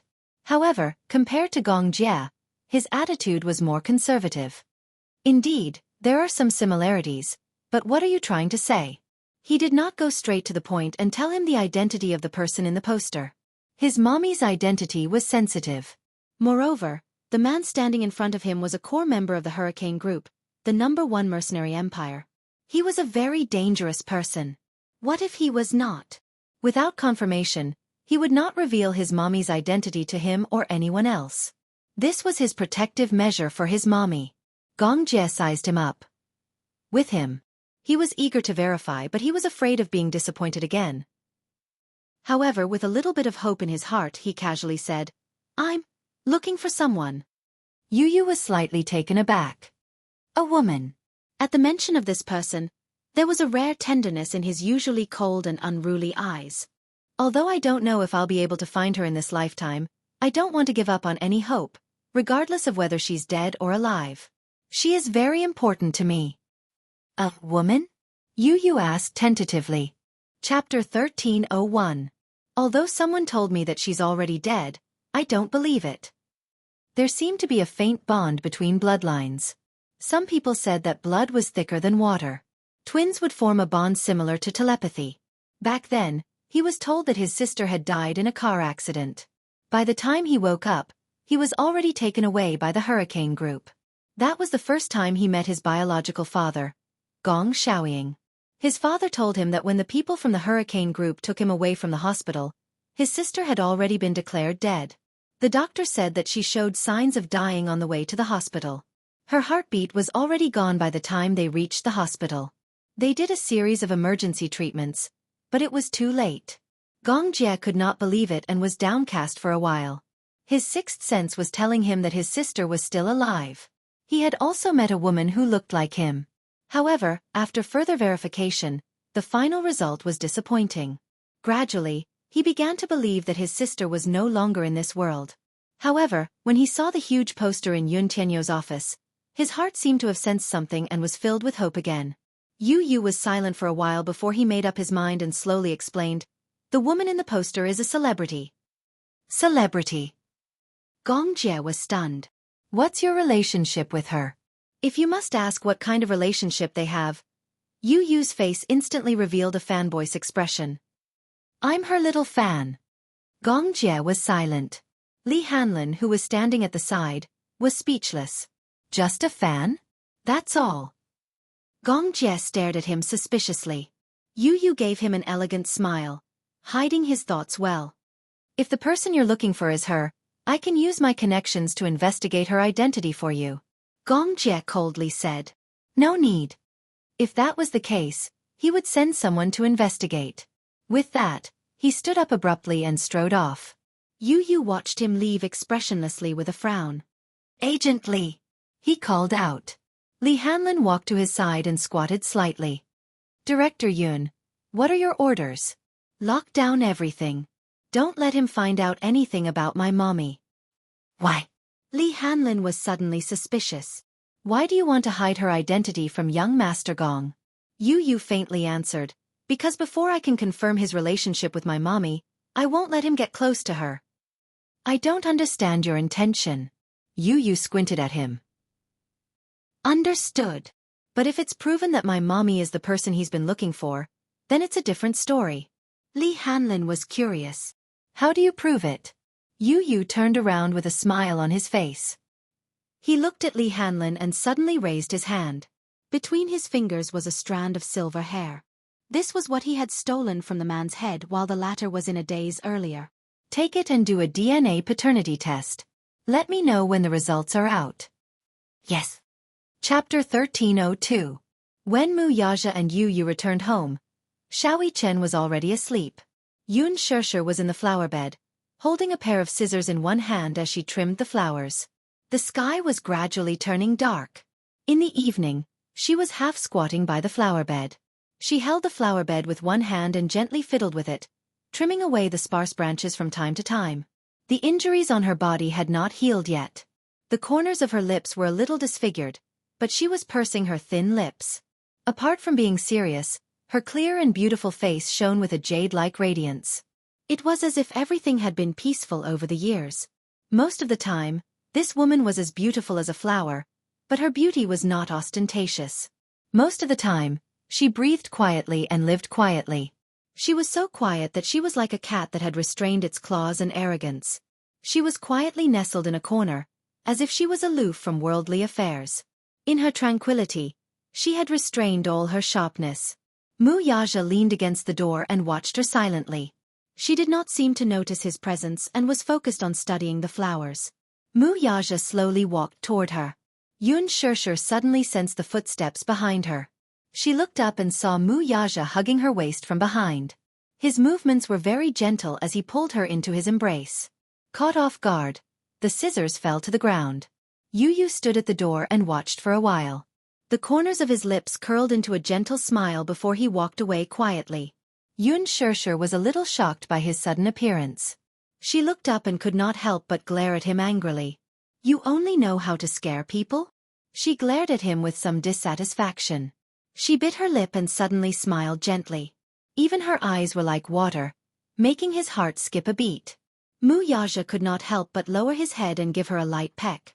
In this beautiful flower bed, the faint fragrance in the air captured her sweet breath. Amidst the beautiful flowers, he held her gently in his arms.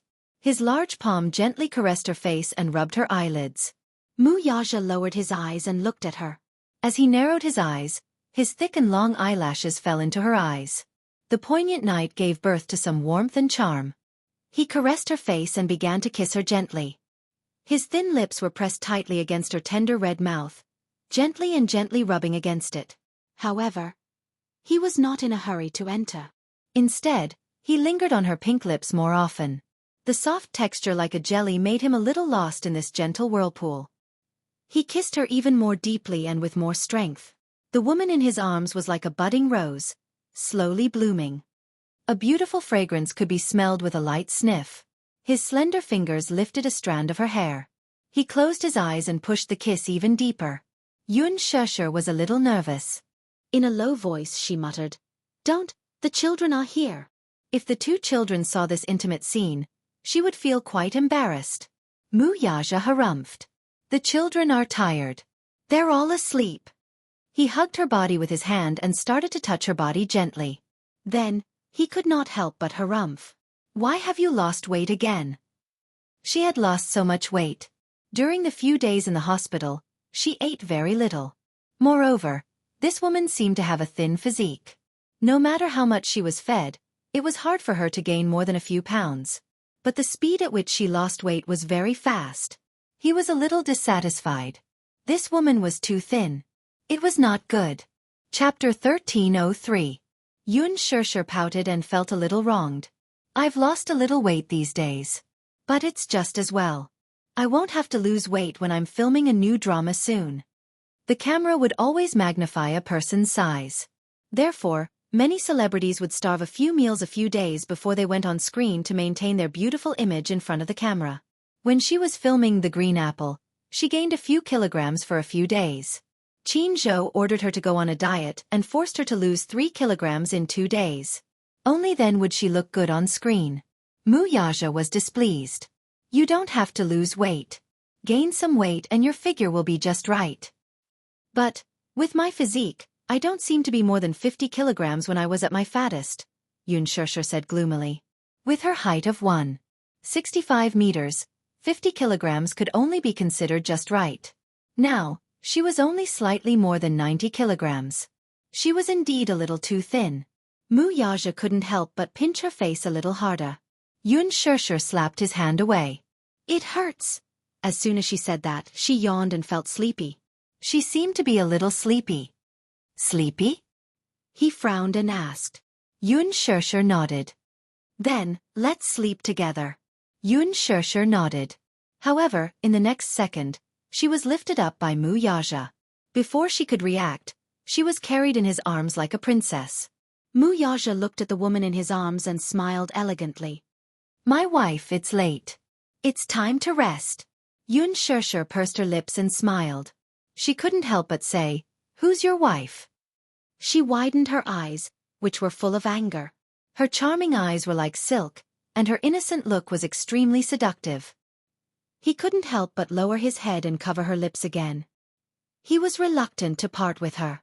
This time, she didn't dodge. Instead, she met his warm kiss head-on. She naturally wrapped her arms around his neck and kissed him slowly. She mischievously used the tip of her tongue to trace the seam of his lips. Muyaja opened his mouth and sucked in a wisp of her spiritual fragrance. As they intertwined, his body gradually reacted. Yun Shesher smiled playfully. Unexpectedly, she reached out her hand and gently touched a certain sensitive area on his body. Then she pulled it away. She bit her lip and smiled. In her smile, there was a bit of slyness, a bit of charm, and a bit of playfulness. A strange shade of red flashed across Muyaja's face. He looked up and glared at her. How dare this woman provoke him? If she did that, she would easily get into trouble.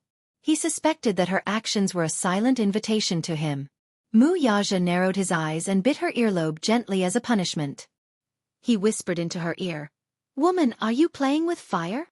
In a way, this was also a form of initiative. A hint of panic flashed through Yun Shesher's eyes, and then she stammered, "No." "Then what were you doing?"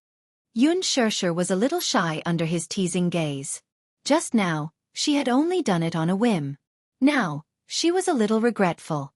She covered her face in shame and stammered, "I just wanted to test if your shaft was hard or not." She was acting shy. Muyaja smiled wickedly. Sometimes, this woman could be quite adorable. He lowered his voice and bit her ear.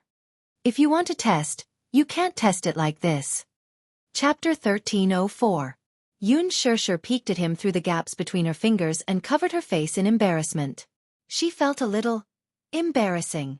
Mu Yaja didn't know whether to laugh or cry at first. Then, he carried her back to the bedroom and carefully placed her on the bed.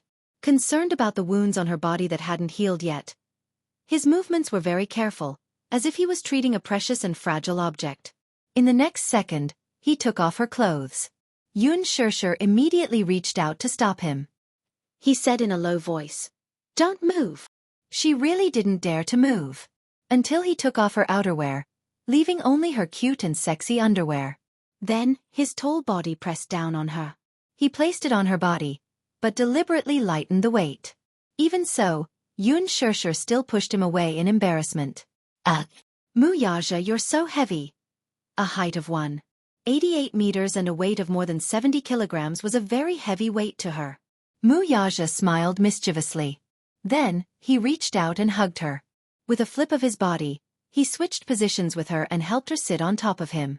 With this, Yoon Shirshir sat on top of him in a seductive position. Yoon Shirshir smiled sweetly.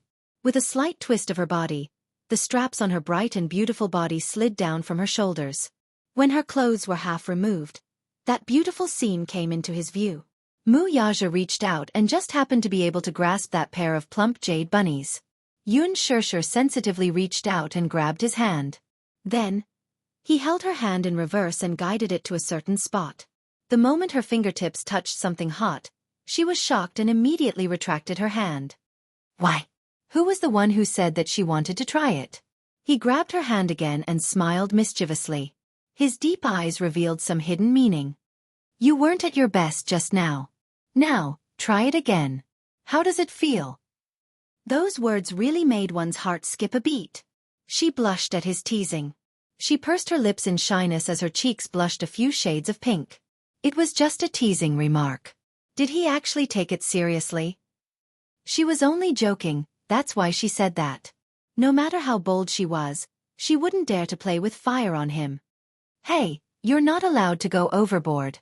She mumbled softly as a warning to him. However, the man didn't think much of it and looked at her leisurely like an ancient overlord. He asked her casually, "Who's the one who's going overboard?" "It's you." She slapped his hand away and chuckled. "Let go of me." But her face.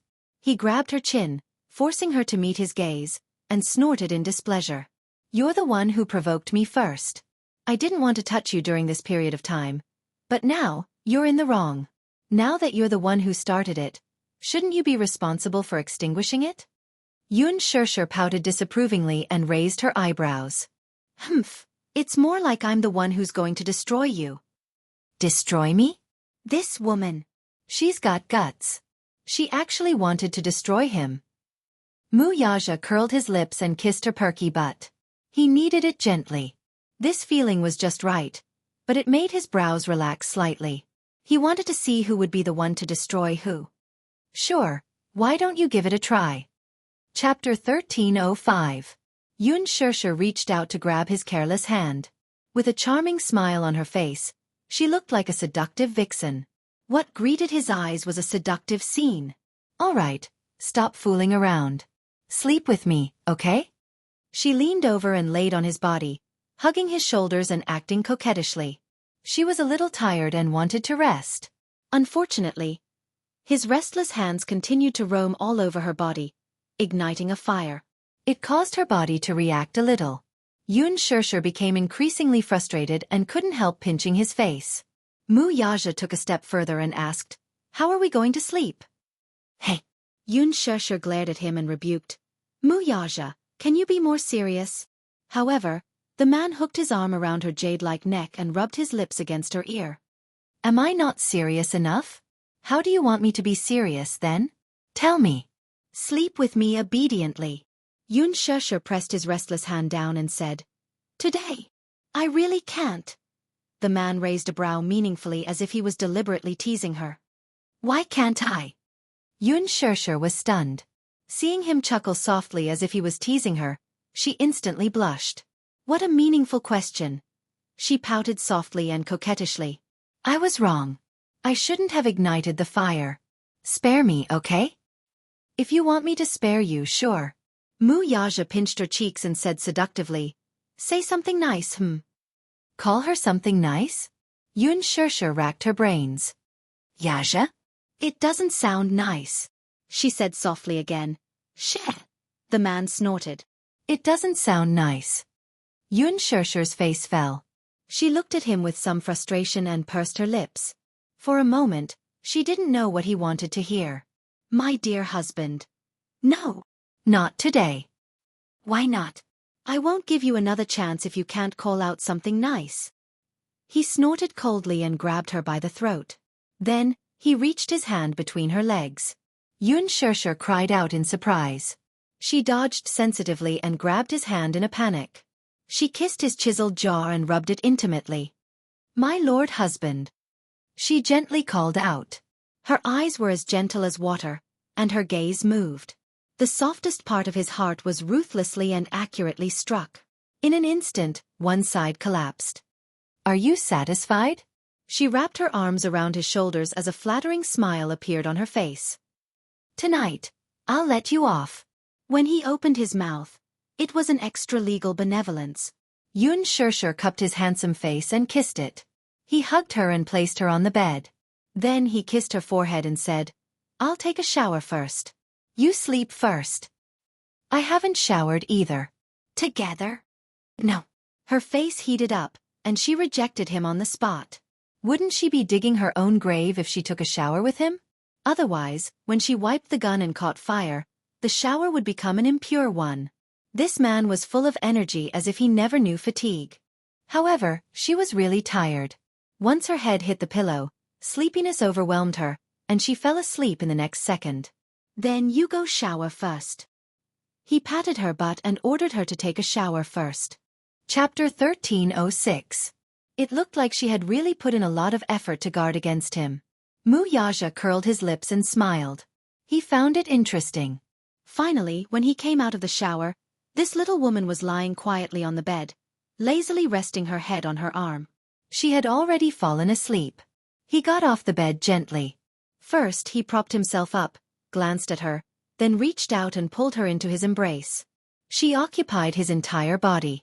Hugging her, he lowered his head to look at her lazy and charming posture as she slept. Only then did the man smile comfortably. Only when he hugged her, the feeling that she belonged to him felt more real.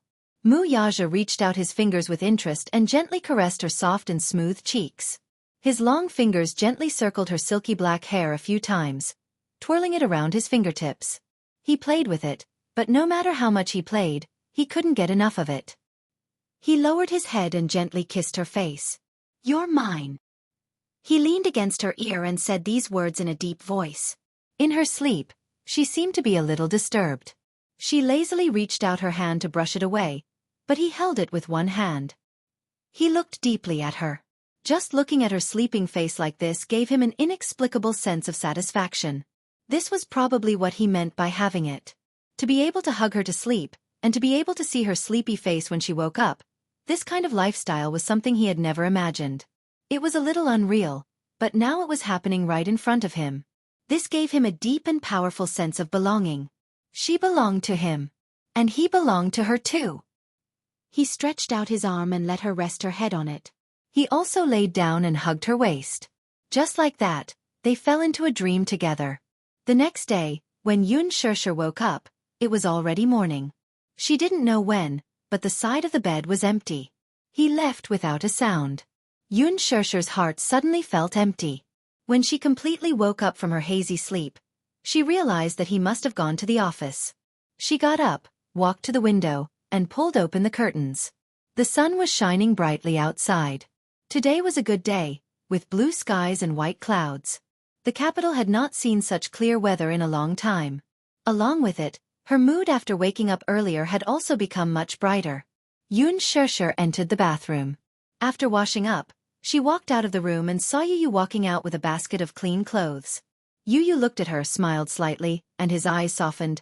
Mommy, you woke up so early? Yes. Daddy left early in the morning. He must have gone to the company. Yun Shirshir nodded and suddenly glared at him. You. Yun Shirshir looked at the clothes basket in his hand with some astonishment. Washing clothes? Yu explained. I woke up early today and had nothing to do, so I washed the clothes. Right now, I'm planning to go out and dry them. Yun Shirshir smiled and immediately said, Mommy will dry them with you, okay? No need. Mommy's hand is injured, right? Since you're seriously injured, you should rest well. As Yu spoke, he glanced at the bandages on her wound, and his heart ached. Yun Shirshir's heart warmed. Her little warm boy was always so considerate. Chapter 1307. He pouted and blew gently with his little pink mouth. Transparent bubbles swelled up from the blowpipe and then floated in the air. Under the light of the sun, they refracted colorful illusions. Yu had made this blowpipe for fun when he was young. He used very simple tools to make a simple blowpipe. When Yu woke up, Xiao Chen was also awake. He stood by the side and watched as Yu cleaned the house and washed the clothes. His injuries had not healed yet, and he did not know how to do housework. There was nothing he could do to help, so he stood by the side helplessly. Yu rummaged through the cabinets and took out a toy that he had made in the past. He also poured some soap water into it and let Xiao Chen blow on it. Blowing bubbles was a childhood memory for many children. Yu rarely went out when he was young. He liked to lie on the windowsill and blow bubbles with his self-made blowpipe. He specially modified it and used the blowpipe he made to blow bubbles. They were big and round. To Xiao Chen, this toy was extremely rare. He was addicted to playing with it. He sat on the flower bed and played with it with great interest. He felt that it was very interesting. He had never played with this toy when he was young. It was simple but interesting. Especially when he saw the big bubbles that he blew floating in the wind. He felt an inexplicable sense of accomplishment. Yu, quick look. I blew a big bubble. Xiao Chen suddenly shouted excitedly. Yun Shirshir giggled and Xiao Chen was instantly alerted. He looked up abruptly and saw that it was her. He ran over happily. Mommy, you're awake? Yun Shirshir squatted down and patted his head. Yes. Xiao Chen, good morning. Xiao Chen snorted and glanced at her with disdain. Humph. Good morning? The sun is already shining on your butt. Mommy is such a lazy pig. Yun Shirshir was a little embarrassed. Mui Chen, are you asking for a beating? How dare he call Mommy a lazy pig? Then you're a lazy pig. Stupid and lazy. Yu was displeased. She placed her hands on her hips and scolded him. How dare he call Mommy a lazy pig? This brat was itching for a beating. Xiao Chen pursed his lips and chuckled. Then, he hooked his arm around Yun Shirshir's arm and handed her the jar of soapy water. Mommy, do you want to play too? Blow bubbles with me. Yu was speechless. Mommy, ignore him. Humph. You're not even playing with me. Xiao Chen poked his little finger, feeling wronged. Yu rolled her eyes coldly. I have to dry the clothes. I don't have time to play with you. Then Mommy, let's play without him. Xiao Chen smiled mischievously like a mischievous little elf. Yun Shirshir nodded and let him hold her hand as they ran to the flower bed to play. Yu stared at Yun Shirshir and Xiao Chen as they stood in the flower bed. From time to time, he could hear the sounds of laughter. What about him? He held a clothes rack in one hand and clean clothes in the other. He sat there doing manual labor and couldn't help but feel a little angry. Humph, however, in the blink of an eye, a smile appeared at the corner of his lips. The sun was bright and clear, and the laughter made his mood exceptionally cheerful. To him, this was a simple little happiness. Chapter 1308. The black Bentley slowly drove into Mu Group's private hospital. The hospital director was already waiting at the entrance with a row of people. The car door opened and Mu Yaja stepped out. The hospital director immediately led a group of people to greet him enthusiastically. It was as if the stars were surrounding the moon. Chairman Mu, we've been waiting for you for a long time. The hospital director smiled flatteringly. More than an hour later, Minyu called. At that time, the hospital director was still immersed in some gentle village. When he heard that a big shot from the Mu family was coming and asked him to wait, he quickly dressed up and rushed to the scene. The medical industry was a lucrative industry. Most of the medical centers and private hospitals in the country were controlled by the Mu Group. As for Mingda Hospital, it was the most famous private hospital in the capital. The hospital director, Li Changda, was able to sit in this position because he was promoted by the Mu family. Therefore, he served the Mu family like they were emperors. Mu Yaja glanced at him and asked calmly, "Where is she?" He did not bother with small talk and went straight to the point. The hospital director reacted for a few seconds and his face froze. "She? May I know who you're referring to?" "Li Changda. I heard that a few days ago, my fourth uncle arranged for a woman to be admitted to the hospital. I'm here to see her." The hospital director was stunned for a while. He had not been in the hospital for the past few days, so naturally, he did not know the situation. The department director behind him immediately came forward and whispered a few words in his ear. He roughly told him what had happened in the hospital over the past few days. The hospital director immediately added, "Chairman Mu, are you talking about the patient that fourth uncle arranged to be admitted to the hospital a few days ago?" "Yes." Mu Yaja seemed to have lost his patience. His voice was low and deep. The hospital director's heart skipped a beat. He said in a trembling voice, She's been controlled. Chairman Mu, I'll send someone to bring you there." With that, everyone followed behind him like stars surrounding the moon as they made their way to the hospital building. The psychiatric inpatient building. On the third floor, Mu Yaja walked through a long corridor. Then, everyone stopped at the door of Ward 5. "Open the door." The psychiatric ward was different from other wards. It had a wooden door, and when the door was opened, an iron gate appeared. Mu Yaja stood at the door.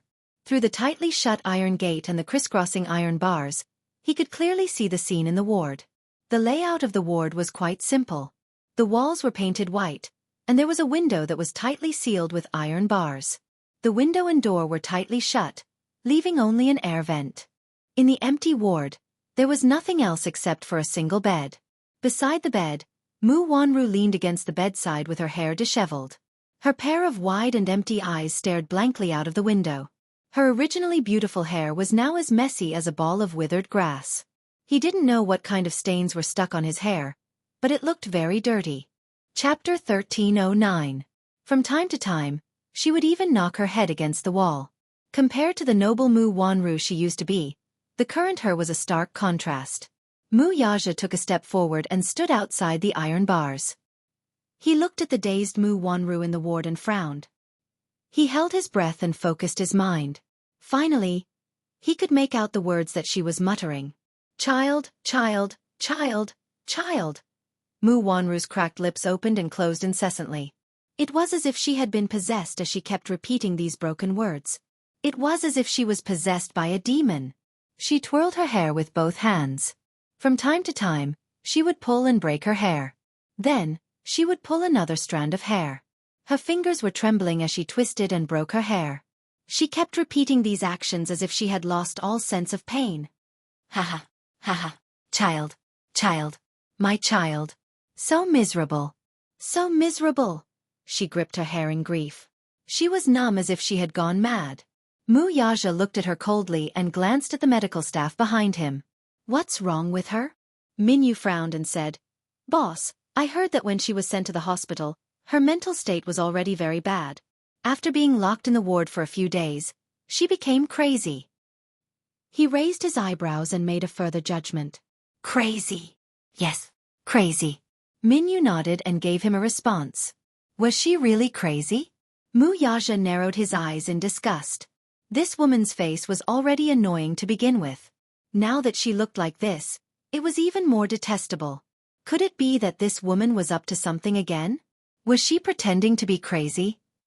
Unexpectedly, the moment he finished speaking, he alarmed the person in the ward. Mu Wanru raised her head abruptly.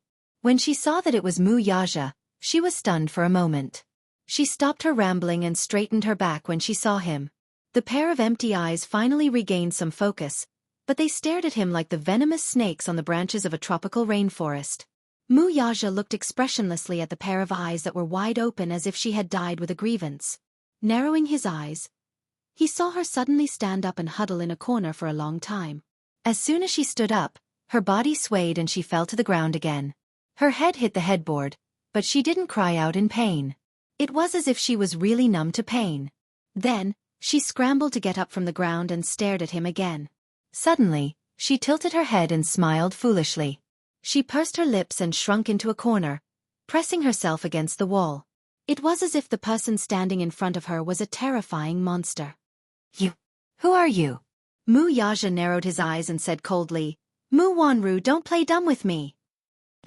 Mu Wanru didn't seem to understand what he said. She clumsily said a few words, as if she was struggling to digest his words. Then, like a child with low intelligence, she bit her lips. "Did you see my child?" Mu Yaja pursed his thin lips into a proud line and raised his eyebrows. "Child. I know." Chapter 13:10. Mu Yaja furrowed his brows and turned his head sideways to cast a sidelong glance at his assistant, who was standing behind him, with a complicated expression. "What's wrong with her?" The nurse next to him carefully observed his expression and said, "Chairman Mu, this patient seems to have suffered a lot of trauma earlier and has some mental problems." In short, she had lost her mind. When Mu Wanru heard someone addressing her as Chairman Mu, it was as if the pain in the deepest part of her memory was suddenly evoked. She let out a tragic scream and suddenly stretched out her hands toward him. Her 10 fingers were stiff and twisted as they tightened. "Aja. Aja, is that you? Aja. Is that you?" She suddenly pulled up the corners of her lips, revealing an extremely strange smile. She laughed bitterly a few times, but immediately after, she let out a mournful and sorrowful cry. She cried for a while, then laughed for a while. Suddenly, she screamed and jumped up from the ground. Her feet staggered, and she almost fell as she threw herself towards the door. Bam! Her body in the iron gate made a loud noise. Mu Wanru held the iron gate tightly and struggled to reach out her hand through the gap, throwing herself at him. Minyu immediately put an arm in front of Mu Yaja and separated him from her. "Boss, back off. Be careful that she doesn't hurt you." Ha ha ha. Mu Wanru suddenly let out a series of earth-shattering and shrill laughter. Her eyes widened ferociously as she stared at Mu Yaja's figure. Her face was like a withered flower and she looked like a malicious spirit that had crawled out from hell. It was terrifying and sinister. "Aja, I've been waiting for you here for so long." "You're here. Are you here to take me away? Are you finally here to take me away?" Without waiting for a response, she cried and laughed at the same time. "I've been waiting for you for so long. It's been so tiring. Take me away, okay?" Suddenly, she fell silent and carefully looked around as if she didn't see the person standing beside Mu Yaja. She lowered her voice and said, "The people here are all demons. They abuse me, they hit me, they put me under house arrest, they torture me. Can you take me away from here?" "All right." Mu Wanru's eyes suddenly lit up and said mysteriously, "Sha. I have good news for you." Mu Yaja looked at her extremely ugly face and asked coldly, "What good news?" "Hee. I'm pregnant. I'm pregnant. Haha. I'm pregnant. Do you know that? I'm pregnant." Mu Wanru suddenly, as if she had gone mad, to her face was filled with joy. Her entire face was twisted with joy. "I'm pregnant. God, I've never thought that I would have my own child in my life. Which quack dared to say that I'm infertile? His dog eyes must be blind." All of a sudden, her face froze for a moment before turning pale again. "But, where's the child? The child is missing. Why is the child missing? I can't find him, I can't find him. Can you help me find the child? That's our child, our child. He's going to be the head of the Mu family in the future and the successor of the Mu group. When that time comes, I'll be able to become the mistress of the Mu family because of my son, right?" Chapter 13:11. Our child. Mu Yaja smiled playfully and cruelly said, "That's not our child." Mu Wanru was startled. The smile on her face froze in an instant. Yes. That's not our child." Mu Wanru suddenly lowered her head guiltily. From time to time, she carefully looked up at his face. "That's not our child. You know it. You know it." She was extremely guilty. Her hands helplessly twisted her messy hair with a conflicted look on her face. "That child is mine and Aaron's." "Yes, it's mine and Aaron's." "Yes." "You're blaming me, aren't you?" She suddenly raised her head and looked at his cold face. Her breathing became urgent. "You're blaming me, aren't you?" "Yes, I betrayed you." "Yes, I know. I shouldn't have betrayed you. I slept with a man. It's so dirty. I feel so dirty too. With that, she began to rub her body hard. Mu Yaja's face was cold. He lowered his head and looked at her, unmoved. Mu Wanru's voice trembled as she started to speak incoherently. So, you're angry. You're angry with me. You blame me for betraying you, so you snatched my child, right? But I know that I'm wrong. I shouldn't have done that. I shouldn't have betrayed you. I shouldn't have poisoned Grandpa's medicine. I shouldn't have snatched Yun Shirshir's jade. Yes, it's because that jade is beautiful. I like it, but I shouldn't have snatched it. Mu Wanru grabbed the metal bars again and stared at him with wide eyes. I shouldn't have sent people to kill Yun Shirshir and Yun Ti on you. Yes. So you're angry. Don't be angry, okay? Let me off and return my child to me. I'm wrong. Mu Yaja remained silent. Mu Wanru was even more anxious now. She reached out her hand and scratched in his direction with all her might. Aja, is my child with you? Did you hide my child? Return it to me. Return it to me, okay? She mumbled that she wanted the child. Mu Yaja asked without turning his head. Where's her child? The nurse said, she just had a miscarriage. The child is gone. The child is gone. Her words were, without a doubt, a greater provocation to Mu Wanru. When she heard this, she was like an ignited explosive. She went into a frenzy. She grabbed the metal bars with both hands and tugged at it. You're lying. You're lying. My child is still alive. My child. Give me back my child. Give me back my child. Oh! The mournful screams echoed and tore through the long corridor. Mu Wanru screamed at the top of her lungs. Due to her excessive agitation and anger, her face had turned the color of a pig's liver. She seemed to have gone crazy as she bawled at the top of her lungs. Return, give me my child. Mu Yaja, you're the one who killed my child. Return my child to me. If not, I won't let you off even if I become a ghost. Minyu was furious and scolded. You mad dog! Biting people for no reason. The nurse on duty hurried over and ordered everyone to stand back. She then opened the door. Mu Wanru was about to rush out when the nurse picked up a pillow and gently said, Your child is here? ? Chapter 13:12. Mu Wanru was called back to her senses. She turned around in a daze and her gaze fell on the pillow in the nurse's arms. It was a soft, white pillow. Mu Wanru's eyes widened in an instant. Then, she rushed over ecstatically and snatched the pillow from the nurse's arms. Child, my baby! The moment Mu Wanru hugged the pillow, she retracted her sharp aura. A motherly gentleness appeared on her face, and her eyes became docile. Baby. Sob, Mommy misses you so much. The medical staff behind her looked at each other. Taking advantage of this moment, they quickly rushed forward and swiftly gave her a dose of tranquilizer. Mu Wanru's body trembled violently. Then, her eyes rolled back and her entire body went limp. A few doctors and nurses worked together to lift her onto the bed. Then they went out and locked the door. From the beginning to the end, Mu Yaja's face was expressionless. He only looked coldly at the crazy woman. Under the influence of the tranquilizer, she was quiet. However, she still hugged the pillow tightly in her arms and refused to let go. There was no doubt that this person had gone crazy. At first, he wondered if she was playing some trick and pretending to be crazy in front of him. But now he was sure. This woman had gone completely insane. Moreover, he was quite crazy. What exactly triggered her? According to the attending doctor, the patient has been living in fear for a long time and suffered a heavy blow overnight. As a result, he developed a serious mental disorder. Minyu responded to his suspicions. That day, after Mu Wanru woke up, she found out that her child was not saved. It had suffered a miscarriage and even her uterus had been removed. It wasn't easy for her to have a child, but it was gone. This caused Mu Wanru so much pain that she had some self-mutilating behavior. After coming out of the operating room, her condition became more and more unstable. She kept asking for a child. It seemed that she couldn't accept the pain of losing a child. She was pitiful and hateful.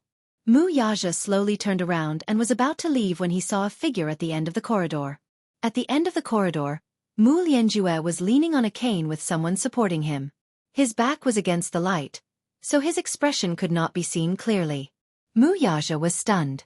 Then, Coldness and hatred appeared in his eyes. He raised his head and strode toward him. When he reached Mu Lianjue, Mu Yaja stopped in his tracks and coldly lowered his head to look down at him from above. His face was cold and sinister. Fourth Mu's fourth brother. The moment he spoke, his voice seemed to freeze 1,000 miles of ice. He directly addressed him as Mu Si, not intending to give him any face at all.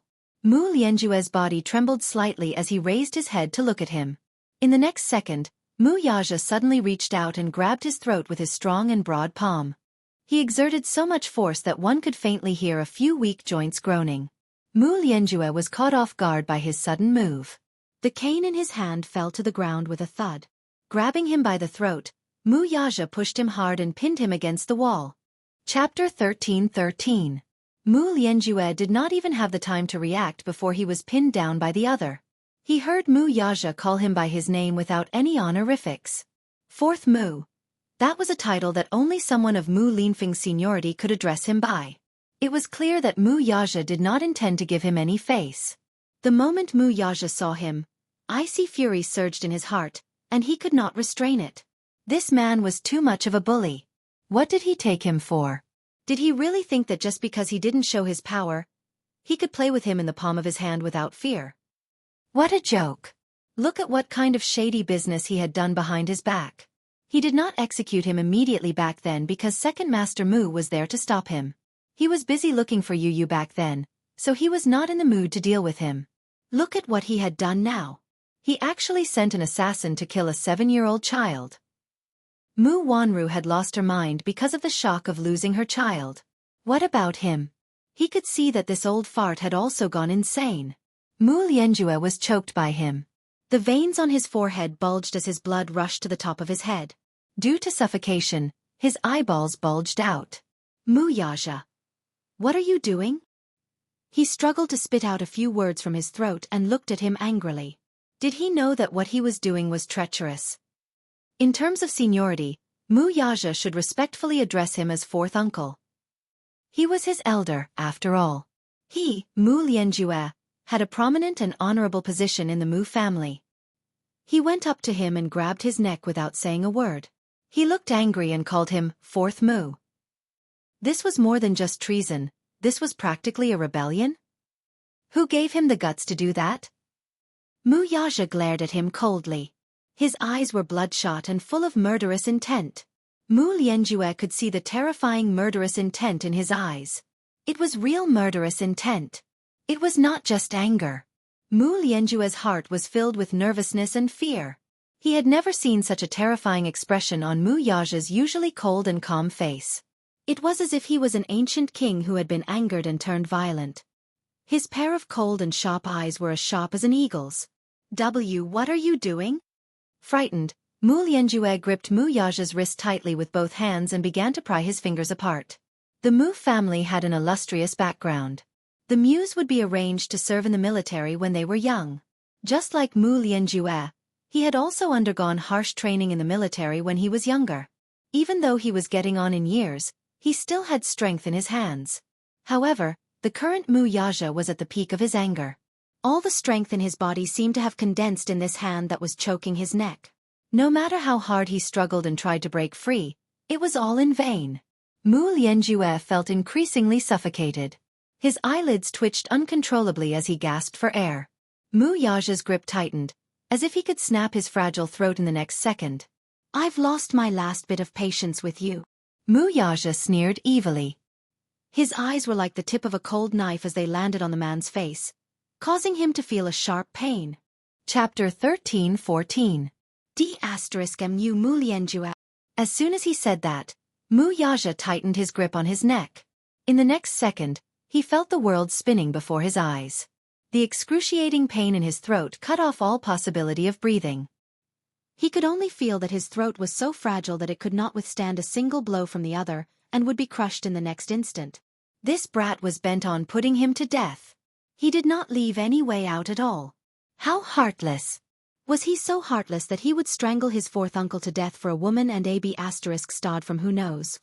It was as if he could hear the joints in his throat creaking as they tightened. Cough, cough. Mu Lianjue gradually lost his strength and could no longer struggle. Madness. This was madness. Mu Lianjue glanced at him, only to see a version of Mu Yaja he had never seen before. One was cold, heartless, and exuded a sharp, murderous aura from head to toe. Mu Yaja glared at him with bloodshot eyes. His pair of dark eyes seemed to be filled with a thick fog of viciousness. It was as if he could topple the mountains and overturn the seas and swallow him whole. Minyu hurried over from behind, only to be stunned by this scene. Realizing that things were not looking good, he hurried forward to calm Mu Yaja down. "Boss, what are you doing?" Mu Yaja was not in the mood to respond to him. He only stared coldly at Mu Lianjue's face. The evil and heartless expression on his face made Mu Lianjue's heart sink into an ice cellar. "No, I don't want to die. I can't die." Mu Lianjue kicked him with all his might. However, even when those heavy kicks landed on Mu Yaja's calf, the latter's posture remained cold and still. It was as if he did not care about his attacks at all. Minyu panicked and went forward to stop him. He knew very well that although this was a private property under the Mu Group, it was still related to the medical industry and was closely linked to the government. No matter how powerful and influential the Mu family was, if someone were to die here, it would be an unimaginable blow to the Mu family. Minyu was puzzled. In his mind, his boss had always been calm and astute, and he was able to clearly distinguish between personal grudges and benefits. So, why was he so agitated right now that he'd completely forgotten where he was? Although Mingda Hospital was under the Mu family's name, there were many mouthpieces of the government in the hospital. He shouldn't have done that. However, Minyu was wrong about one thing. Since Mu Yaja dared to do this, he must have a way to suppress this matter. Even if he personally dealt with Mu Lianjue in front of everyone in this hospital today, he still had the ability to control the situation. He wasn't afraid of killing anyone. Moreover, as the successor of the Mu family, he had experienced a lot of light and also a lot of darkness. He could be so ruthless because he was not afraid at all. He had the ability to kill Mu Lianjue without causing a stir. Once he hardened his heart, not to mention Mu Lianjue, even if he had to go head-to-head with someone like Mu Linfeng, he would be fearless. No one could do anything to him. Chapter 13-15. Mu Lianjue had violated so many of his rights and trespassed on so many forbidden grounds, yet he still looked at ease when he met him. Did he not know that the reason why he was so calm and unhurried was that he was confident that he would not dare to do anything to him because he was his fourth uncle? Or was he so sure that he had a certain status in the Mu family that he naively thought that he would not dare to do anything to him? Minyu panicked when he saw that Mu Lianjue's breathing was getting shorter and shorter. His face had turned red, and the veins on his forehead were about to pop out. He was so anxious that he broke out in cold sweat. Could it be that the boss was really going to kill someone? Thus, he braced himself and went forward to stop him. "Boss, calm down. Don't get angry, lest the harmony in the family is damaged." Mu Yaja easily pushed him aside with one hand. "Get lost." Just as he was about to lose his wits after being pushed aside, an angry bellow was heard from behind him. "Are you crazy? Stop it." It was Mu Linfeng's voice. Mu Yaja frowned slightly and glanced back from the corner of his eye. While he was distracted, Mu Lianjue mustered all his strength and finally broke free from him. He fell to the side and hugged his neck as he coughed and gasped for air. Cough, cough. Cough, cough, cough.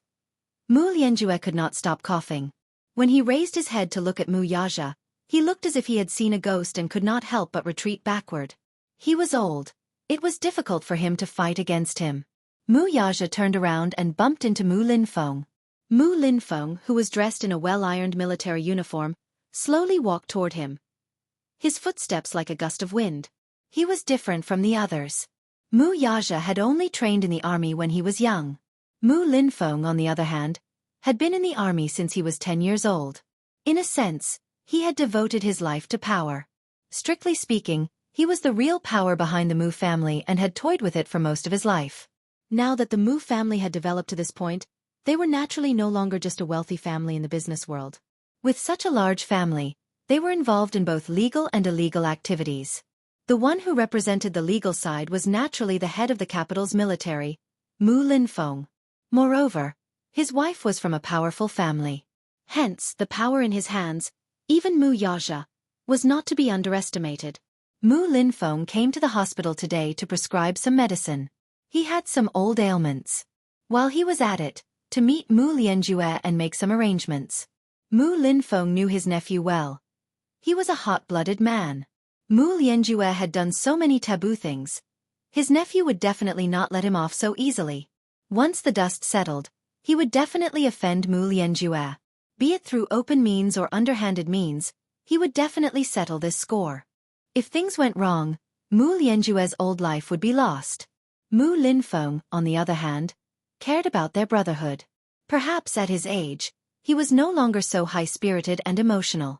He was worried that Mu Yaja would secretly deal with Mu Lianjue, so he asked him to go abroad for a period of time to avoid the limelight. He came to the hospital to check on Mu Wanru's condition and to understand the situation from the doctor. Chapter 13:16. Thankfully, he had appeared in time and stopped him in time. Otherwise, he wouldn't have dared to think further. From the earlier scene, Mu Linfeng had indirectly experienced how ruthless his nephew could be. Mu Yaja looked at him with a lukewarm expression. "Second uncle, why are you here?" "You're crazy." "How impudent. Are you crazy? What were you trying to do earlier?" "Nothing." Mu Yaja sneered. "It's been so many years. Some old grudges should be settled with someone, right?" "Nonsense." Mu Linfeng was flustered and exasperated. He was about to say something when he suddenly paused and looked around with a warning look in his eyes. When Minyu saw this, he naturally understood what he meant. He immediately cleared the crowd and left the stage himself. At this point, only the uncle and nephew were left in the corridor. After everyone left, Mu Linfeng glared at him. "Don't mess around. Yaja, he's your fourth uncle and your elder. Do you think it's appropriate for you to do this? No matter what he did wrong, he's still your elder. What you did earlier was simply disgraceful." Mu Yaja's face turned cold. "Why, second uncle? From your tone, it sounds like you're trying to absolve fourth Mu." Mu Linfeng retorted. "Fourth Mu, is that a title you have the right to call him? You should respectfully call him fourth uncle. Don't be rude. What you did was disgraceful. Second uncle, you're the one who has no right to interfere in the grudge between me and fourth Mu." Mu Yaja sneered. This time, he didn't give Mu Linfeng any face. In short, he didn't give him a way out. Mu Linfeng almost fainted from his insolent tone. "Do you still have any respect for your elders? Do you still have any manners?" Mu Linfeng's temper flared as he scolded without any grace. "You must remember that he's your elder and you're his junior. No matter what he did wrong, it's not up to you to act rashly here, do you understand? Second uncle, are you going to interfere in this matter to the end?" "I don't know what you're talking about. I won't interfere with you, but you have to be clear about the difference in status. I don't want to see what just happened again." Mu Yaja looked at him deeply. His eyes were cold and the corners of his thin lips lifted slightly. However, he asked a question that pierced one's heart. "It seems that second uncle is determined to protect him." His tone was incomparably gloomy, causing people to tremble with fear. Mu Linfeng was furious. At the same time, he looked into Mu Yaja's eyes, which were unfathomable. "Second uncle, aren't you afraid of hurting our friendship by doing this?" Mu Linfeng clenched his fists and took a deep breath before saying, "If the family is harmonious, everything will prosper." As soon as he said that, Mu Yaja chuckled softly and coldly. It was as if this sentence was the biggest joke to him. "Your words are truly laughable and lamentable." Mu Yaja narrowed his eyes and walked up to Mu Linfeng. He lowered his head slightly and cast a cold glance at the latter's face from the corner of his eyes. "If the family is harmonious, everything will prosper." "You?" Mu Yaja suddenly asked. "Second uncle, you should be aware of what happened more than 10 years ago, right?" Chapter 13:17. Mu Yaja, on the other hand, caught too many chilling things from his face. He continued to ask, "You know the details of my father's car accident and my mother's death, don't you?" Mu Linfeng did not say anything. Mu Yaja continued coldly. "So what am I to you? I'm just a pawn." "You calm down." "I'm very calm." Mu Yaja closed his eyes. When he opened them again, they were so cold that it made one's heart palpitate. "I'm very calm." Mu Linfeng's heart sank when he saw this. With a pale face he explained, "About your father's car accident more than a decade ago, I If I had foreseen it, I would have stopped it. But I was only aware of that matter in hindsight. Upon hearing this, Mu Yaja's lips tugged expressionlessly into a half-smile. Fourth bro is indeed muddle-headed in this matter. However, it's been more than a decade. Since he's let it go, you should let it go too, shouldn't you? Now that you have the entire Mu group, why do you have to care about the past? It's been so many years. Let's just settle it. Mu Yaja laughed. Settle it? After more than 10 years, such a huge blood feud could be resolved with just a few words. Mu Yaja smiled and replied coldly, "Sure." Mu Linfeng looked at him in surprise, only to hear him say sinisterly, "If you want it to be settled, you'll have to pay with your life." After saying that, he turned around and walked away. Mu Linfeng stood rooted to the ground in a daze. He understood what Mu Yaja's words meant. He was definitely going to use Mu Lianjue's life to settle this debt. Mu Lianjue stood up shakily, his face as pale as wax. "Second brother. Fourth bro, look at you, you've incurred this debt. Why did you do such a foolish thing back then?" Mu Linfeng glared at him in exasperation. Mu Lianjue's face paled. If it was in the past, he would definitely have said in an old-fashioned manner, "Humph, that lad definitely won't dare to do anything to me." However, after what happened just now, he could clearly see the murderous intent in Mu Yaja's eyes. Now, he did not dare to say such a thing no matter what. "Second brother, don't you understand me? Why did you do that back then? You've seen it too. You've seen it clearly. In terms of ability and skill, am I any worse than Lianqing? I'm only more outstanding. However, how did that old fart make such a decision? The Mu family's inheritance's position. But in the end, it's given to Lianqing. I can't accept this. Can you accept it? Even though you don't say anything on the surface, you're still indignant deep down." Mu Linfeng fell silent. In the dim corridor, against the light, two elders in their 50s stood facing each other, but they could not see each other's faces. Chapter 13:18. He coughed violently when he got agitated and then said hoarsely, "I didn't do that purely for my own benefit. I did it for the Mu group. I can't do it. I can't watch the Mu family's empire fall into the hands of a piece of trash in just one night. That's our blood, sweat, and tears. I won't allow him to trample on it." Enough. Mu Linfeng sighed as if he had lost all his strength. That matter is already in the past. I don't want to pursue it anymore. Fourth bro, you should stop now. Second brother, what should I do now? You can't leave me alone. Mu Linfeng looked at him and sighed faintly. Fourth bro, when we were young, I could tell that you were the most utilitarian among us. You were the most ambitious. I admit that among the brothers, your ability is considered to be quite outstanding. I won't deny it. But the ridiculous things you've done are too much. Mu Lianjue gritted his teeth. I was young and impetuous back then. I just couldn't accept it. I couldn't accept it. That's why I wanted to let that old man have a taste of the pain of losing his most beloved things one by one. That's enough, shut up. Mu Linfeng turned around. After a moment of silence he suddenly said, Later, I'll send someone to protect you and arrange a flight to America for you as soon as possible. Lie low for now while you're abroad. You can come back when I summon you. I know. He was indignant, but there was nothing he could do now. He had lost this war. As a loser, he had nothing left and his momentum was gone. Now, he could only lie low abroad. Mu Yaja received a call from Mu Linfeng when he returned to the office. When he picked up the call, he went straight to the point. There's something I want to tell you. I'll be frank with you. I'm protecting fourth bro. If you want to give second uncle face, don't touch him. Otherwise, it'll hurt the harmony in the family. Although Mu Linfeng's tone was firm and left no room for negotiation, it was rare for him to lower his stance in front of him. After weighing the pros and cons, Mu Linfeng decided to ease the tension with Mu Yaja. When Mu Yaja heard this, he sneered. Second uncle, do you need to report your decisions to me? Yaja.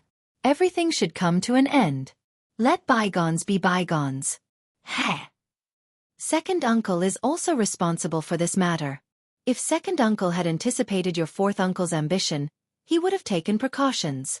You should understand that second uncle values the unity of the family and doesn't like to split up.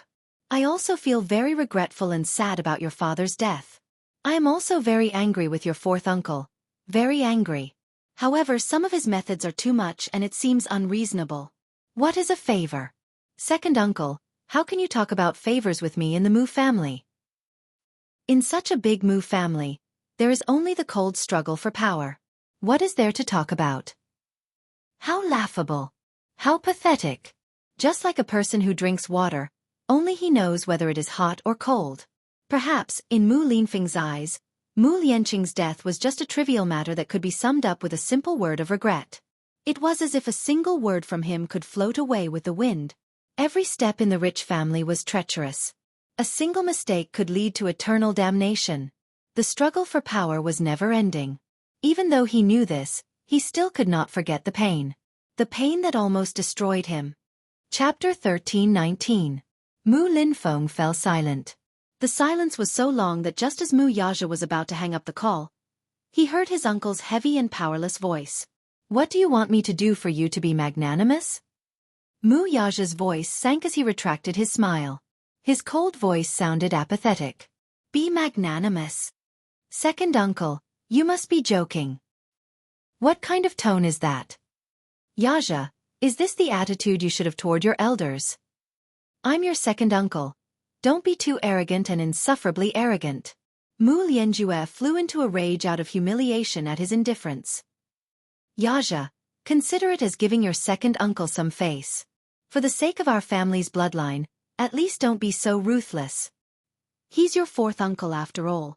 The same blood flows in his veins.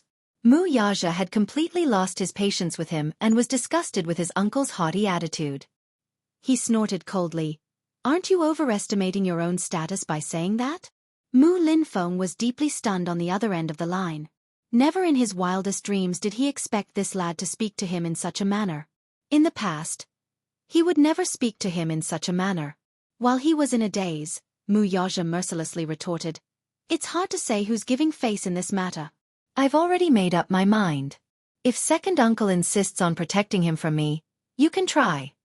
You can try. What a boastful tone. Mu Linfeng was furious. An uncontrollable rage exploded in his chest as he scolded, Yaja, aren't you going overboard with your words? Don't forget who you're relying on to have your current status. Who did you rely on to be able to sit in the position of successor? Think about it again. Who are you relying on to become the head of the Mu family? Without me, can you have your current status? Don't even think about it. Don't forget how pathetic you would have been back then if it weren't for me. It was me who helped you to your current position. Hee hee. You're different now. Your wings have hardened, so you want to soar high, right? You're so arrogant that you won't give me any face, will you? Second uncle, don't forget that I owe you all these years, and it's about time I pay you back. Hee hee. You support me? The smile on Mu Yaja's face disappeared, and his eyes turned cold. Second uncle, I can't help but admire you for making use of me sound so dignified. Yes, you were the one who supported me, but did you think that I was able to sit in this position all because of you? Not necessarily. Not everyone can reach where they are today with your support. Back then, no matter who it was, no one would be able to replace my achievements today. Mu Linfeng's expression changed drastically as viciousness surfaced on his face. Mu Yaja paused and said with a mocking smile, Moreover, I should have paid back all the favors you've given me over the years. Have you forgotten? You can't do those dirty things with your status. Those dirty tricks that you couldn't complete were done by me. Why? Are you trying to erase this bit of credit with just a few words from you? Mu Linfeng questioned sternly. Then, what exactly do you want now? Chapter 13:20. When Mu Linfeng heard that, he was both furious and shocked. Firstly, it was because of Mu Yaja's arrogant tone. Secondly, it was because of the implied warning in his words. Mu Yaja had no intention of giving him any face at all. While he flew into a rage out of humiliation, he also felt a trace of lingering fear in his heart. He couldn't help but fall into deep thought. How loyal were the people he had groomed for so many years to him? In the past, Mu Yaja had always been respectful toward his elders. Despite his arrogance, callousness and indifference, He was still very respectful toward the elders in the family. Now, however, from his words, Mu Linfeng could tell that he was actually being unreasonable and rebellious toward him. He couldn't help but wonder if he should teach him a lesson and teach him a lesson. With that thought in mind, his words became impolite. Haha, don't go overboard. Humph. You brat, you actually know how to argue with me, huh? Fine. Since you put it that way, I have nothing else to say. You settle your score, and I'll protect my people. If I can't protect them, it'll be because of your ability. However, let me say this first. Yaja, don't blame me for not reminding you when the time comes. What kind of consequences will your actions bring upon you? Don't you think it's time for you to examine the situation you're in now? You've just ascended to the position, and everyone in the family is suspicious of you. If you act rashly at this time, aren't you afraid of those gossips? When the time comes, if there are unfavorable rumors about you within the family, you'd better be careful not to lose your position as the head of the family.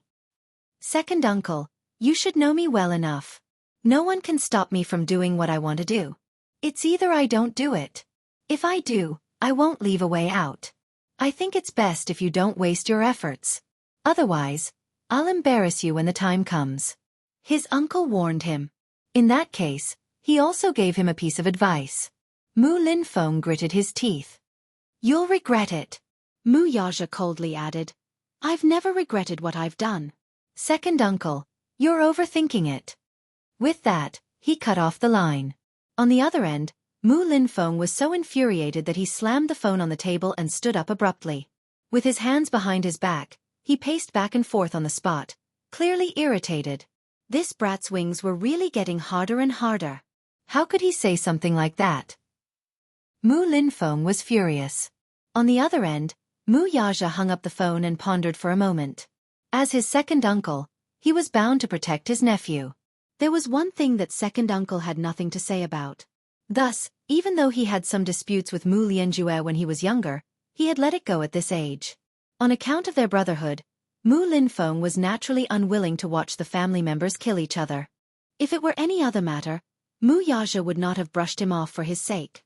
However, this matter was out of the question. Putting aside the matter of Mu Lianjue harming his parents more than a decade ago, the thought of him sending trained assassins to kill Yu, for the sake of exterminating all of them, was intolerable. Who gave him the courage to touch his woman and son? Mu Yaja then made a call to a mysterious person. Chapter 1321. When Lu Jinyu heard Mu Yaja's deep tone, he knew that this was not a small matter. Thus, he did not waste time on small talk and said forcefully, Chief, tell me. Mu Yaja knocked on the table and said in a deep voice, I want something, but it's not suitable for me to show my face with my current status. I need you to secretly give me the order. What is it? Mu Yaja narrowed his eyes and said word by word, I want a person's life. In the afternoon, Yun Shirshir was coaxing the two children to read a script at home when she suddenly received a call from her father. Some time ago, he rushed back to his hometown to attend a funeral. It was said that his mother had passed away, so he hurried back. Later, he called to say that he would be observing mourning in his hometown for a period of time. He then reminded Yun Shirshir to take care of herself at home. Yun Shirshir also reminded him to take care of his health. The father-daughter pair usually kept in touch with each other, but this time, Yun Yeching had called to discuss something with her. Shirshir, it's like this. There's something I want to discuss with you. Dad, what's the matter? Do you still remember Uncle Yeho whom you met when you were young? Uncle Yeho, Yun Yeho, was Yun Yeching's younger brother. Yun Yeching's hometown was in a small county dozens of kilometers away from the capital. There was a backward village called Yun Family Village. The scenery there was picturesque, but due to its location, the village's economy had always been backward. Yun Yeching had an elderly mother, an elder sister, and a younger brother. He had always been closer to his younger brother. When he was very young, his father passed away early due to a mining accident. His mother raised the three children single-handedly. When he was young, he entrusted his mother to his younger brother, Yun Yeho, and came to the city to make a living.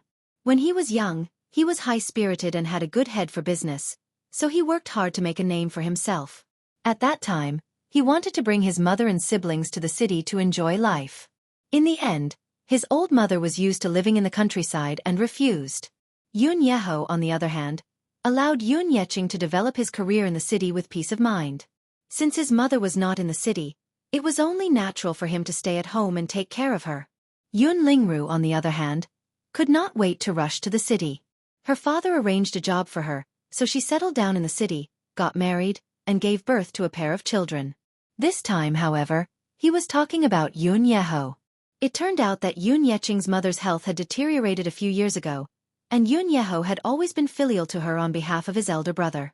Yun Yeching would send a sum of money to his hometown every month, but ever since the Yun family's downfall, he could not help but feel a little strapped for cash. Hence, he could only send a small amount of money each month. Because of this, Yun Yeho's wife had complained about this. Yun Yeho, on the other hand, was an honest man. He did not complain at all and took good care of his mother all the time. It was just that the weather was unpredictable. A year ago, when Yun Yeho was working at a construction site, the safety measures were not in place, and he fell from the 3rd floor. Coincidentally, half of his body was paralyzed. From then on, he could only stay in bed and needed someone to take care of him. Chapter 1322. Yun Yeho was afraid that his father would worry about this matter, so he did not bring it up. The main reason was that he was afraid that he would become a burden to his father. Moreover, he was an upright person, so he did not mention it to his father. It was only when he rushed back to his hometown to handle the funeral that he learned about this matter. He had mixed feelings about it. All these years, Yun Yeho had been the one to fulfill his filial piety on his behalf. Now that his younger brother had fallen ill, it was only after a year that he, as his older brother, learned about it for the first time. When he saw his brother lying paralyzed on the bed with his weathered face, he suddenly felt guilty. He had let his younger brother down. Now that the funeral was over, Yun Yeching had the idea of bringing his brother back to the city to live with him. He wanted to take good care of his younger brother while he was still young. However, he remembered that his house in the city had been sold, and he was now living with Yun Shishir. Would it be bad for him to bring his younger brother back? Although their house was big, he was afraid of disturbing Yun Shishir when he thought of how she would have her own family and life in the future. Hence, when Yun Yeching called to ask for her opinion on this matter, he brought it up to her. Shishir, I know that you're kind-hearted and won't reject my request. However, I still hope that you won't force yourself. I haven't been filial to you all these years. Now that your brother is sick, I feel bad and want to bring him back to the city to take care of him. Will you be angry with me? Yun Shishir was silent for a moment. Yun Yeho.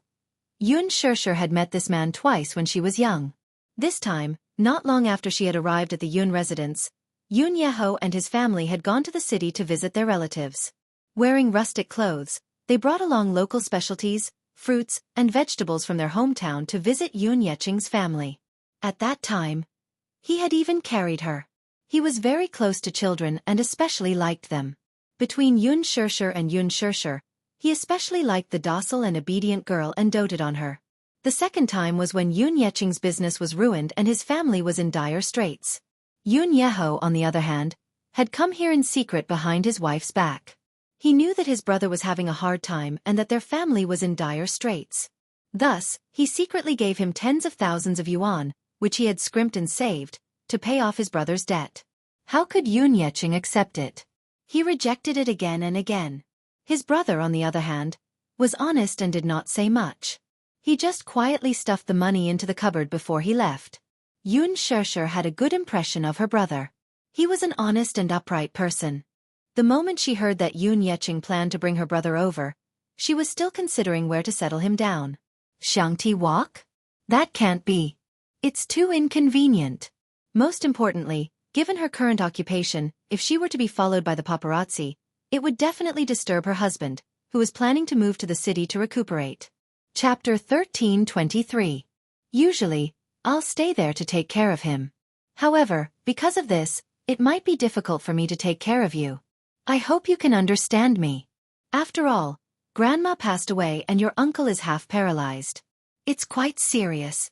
That's why I want to take good care of him. Dad, what are you talking about? Yun Shishir did not know whether to laugh or cry. She said helplessly, you earn 5,000 yuan a month. After deducting the rent, how much can you afford? This. It was not that he had not thought of this problem. He was extremely vexed. He also thought of asking Yun Shishir for help, but he was too ashamed to do so. However, he heard Yun Shishir say, "How about this? The house we're living in now has 3 floors. If Uncle doesn't mind, we can put him on the 3rd floor. How about it? However, I'm afraid that the little guy will cause a ruckus and affect his rest. If you're worried about this, I can contact someone and buy a small bungalow nearby. The environment will be more elegant and secluded. This way, I'll be close to him and can visit him when necessary. Dad, your health isn't good, so don't go out and work. Stay at home and accompany Uncle. I'll hire a caretaker to take care of him regularly. Who knows, if the care is in place, there might be a glimmer of hope for him to stand again. Don't you think so? This won't do. You're working so hard and taking care of a child. You're already too busy. You can't do this." He did not want her to work too hard and run around for his debt of gratitude.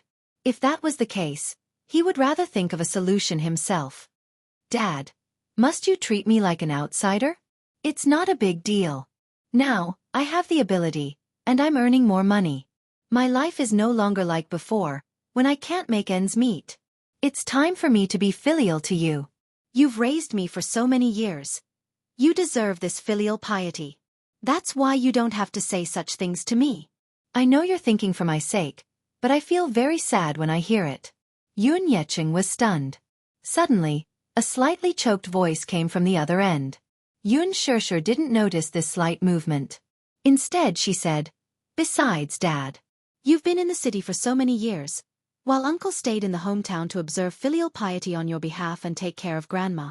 A few years ago, he worked at the construction site for more than 10 years and suffered for most of his life. Moreover, when our family was in dire straits, Uncle always remembered us and thought of us. Taking care of him is also the responsibility of a junior, isn't it?" Sure. I'm already very touched that you think this way. However, you shouldn't take everything on yourself. Let's do it this way. Dad will bring Uncle and the others here. Then, we'll do what I said before and rent a small house for Uncle to rest. We'll talk about the rest later. Dad, this is not appropriate. Yun Shishir sighed. Hey, Shishir, listen to me. I have my reasons for making such arrangements. What is the reason? At the mention of this, Yun Yeching stammered and refused to say. He only said that it would implicate Yun Shishir. Under Yun Shishir's repeated questioning, he finally spilled the beans. Chapter 1324. When Yun Yeho was young, he relied on his hard work to build a new house in his hometown and married a wife named Xiang Yu, who gave birth to a pair of daughters. Originally, the days were peaceful and quiet. However, when Yun Yeho got into an accident, there were some subtle changes to his life. His wife did not usually go out to work. Instead, she took care of a few acres of land at home. Usually, she would work in the fields, while her husband would work outside and send money home. Later, when he was working, he was seriously injured and became paralyzed. The pillar of support for the family collapsed, cutting off half of their source of income. As a result, the burden of living fell on his wife. At first, she did not complain. She would go out to farm in the day and come back at night to take care of Yun Yeho and his mother-in-law. However, not long after, Xiang Yu became unhappy. She had to go out to work in the day and come back at night to take care of her seriously ill mother-in-law and the bedridden Yun Yeho. Gradually, her complaints increased. She was somewhat dissatisfied with Yun Yeching and Yun Yeho. When Yun Yeching's family was prosperous, he did not do anything to his mother and only sent some money home. However, when they were down and out, Yun Yeho secretly sent money to his father behind her back. Now that Yun Yeho was bedridden, not only did he not inform Yun Yeching, but the latter also did not come back to visit him. Therefore, she once suggested that they get back the tens of thousands of yuan they had given to Yun Yeching to ease their hard times. Yun Yeho was unwilling to do so. He said that it was not easy for Yun Yeching, either. Everything in the city had to be spent, and life was tough. The couple quarreled. From then on, they did not put in as much effort in taking care of Yun Yeho and his mother-in-law and appeared to be very perfunctory. This time, when Yun Yeching went back to attend his mother's funeral, he learned of this matter and proposed to bring Yun Yeho to the city. When Xiang Yu heard of this, she also wanted to follow them to the city. Yun Yeching could not reject her because of his pride, but Yun Yeho was angry when he heard this. He was afraid that dragging his family would burden his father, so he refused to go to the city. Chapter 1325. Yoon Yeho was infuriated. Her father hurriedly tried to smooth things over. Don't bother. Your whole family will follow me to the city. I still have some connections, so I can arrange jobs for your 2 daughters. With that, Seongyu was satisfied. This was also the reason why Yoon Yeching repeatedly said that he could not burden Yoon Shurshur. With Lee Chin in front of him, he had suffered enough. Naturally, he could not let Yoon Shurshur have another burden. Who knew if she was the second Lee Chin? Yoon Yeching did not dare to let Yoon Shurshur carry another burden. Yoon Shurshur smiled at his words and said, Dad, you've taught me before that a harmonious family will prosper. Still, since you're worried that I'll be dragged down, I'll respect your opinion. Still, when Uncle comes to the city, even if he doesn't stay with me, I'll at least be in charge of their accommodation. This is also a token of my sincerity. Yoon Shurshur's words were very pleasing to his ears. With tears in his eyes he lamented, Shurshur, the best choice I've ever made in my life is to meet you. Although you're not my biological daughter, I've always treated you as my own in my heart. I know that you're filial and know how to be grateful. At the same time, I hope that you can lead a better life. Your happiness is Dad's greatest wish.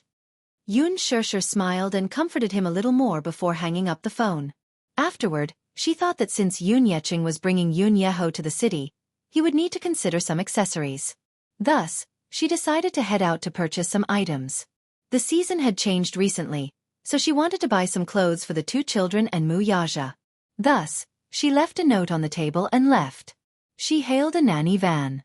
When they reached the city center, she put on a pair of sunglasses, a low cap, and a jacket before heading into the shopping center. As a public figure, she had quite a bit of popularity in the public eye. Thus, she had to put more thought into her outfit when she went out. It would be troublesome if the reporters recognized them and distorted the report. After Yoon Shurshur confirmed that she didn't recognize her, she went to the children's clothing section. Previously, she had taken Xiao Yichen's measurements. Xiao Yichen matured very early and very quickly. He grew taller and was a head taller than Yu Yu. For a child his age, the clothes he wore for a season would not fit him anymore. Therefore, Xiao Yichen changed his clothes very diligently. Xiao Yichen's skeleton was slightly bigger than Yu Yu's. Perhaps it was because he developed earlier than Yu Yu, but his body had already started to develop. He had broad shoulders, long legs, and a sturdy back. As such, Yoon Shurshur specially chose a few suits for Xiao Yichen.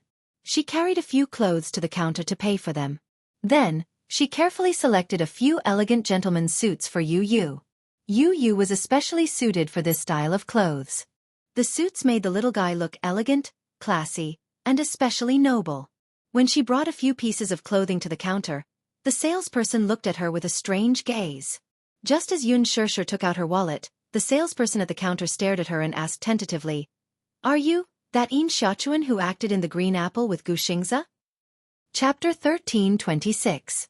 Aya, I can't remember your name, but I know you. I've seen the movie you acted in online. You played the role of Yin Xiaochuan in it, right? Yoon Shurshur's lips twitched a few times before she said calmly, Please help me settle the bill. Thank you. Oh, okay. The shop assistant quickly packed up the clothes she had bought. However, she suddenly realized that the clothes Yoon Shurshur had brought over were children's clothing.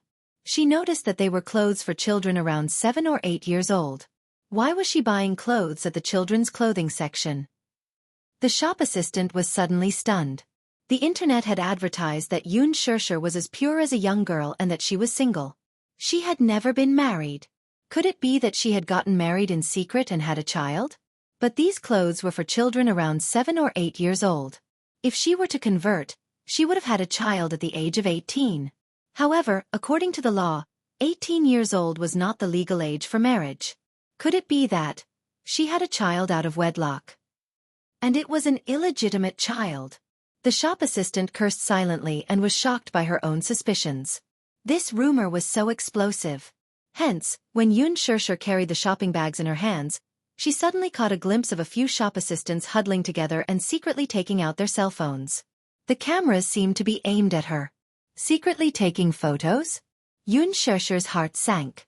She immediately turned around and left in a hurry. Behind her, One of the shop assistants suddenly slapped her forehead and had an epiphany. Ah, I remember now. Isn't she Yun Shirshir? The one who was rumored to be in a scandal with Gu Xingze. Yun Shirshir. I know her. She just debuted and she's already very popular. Yun Shirshir walked briskly. The shop assistants behind her raised their cell phones and aimed the cameras at her.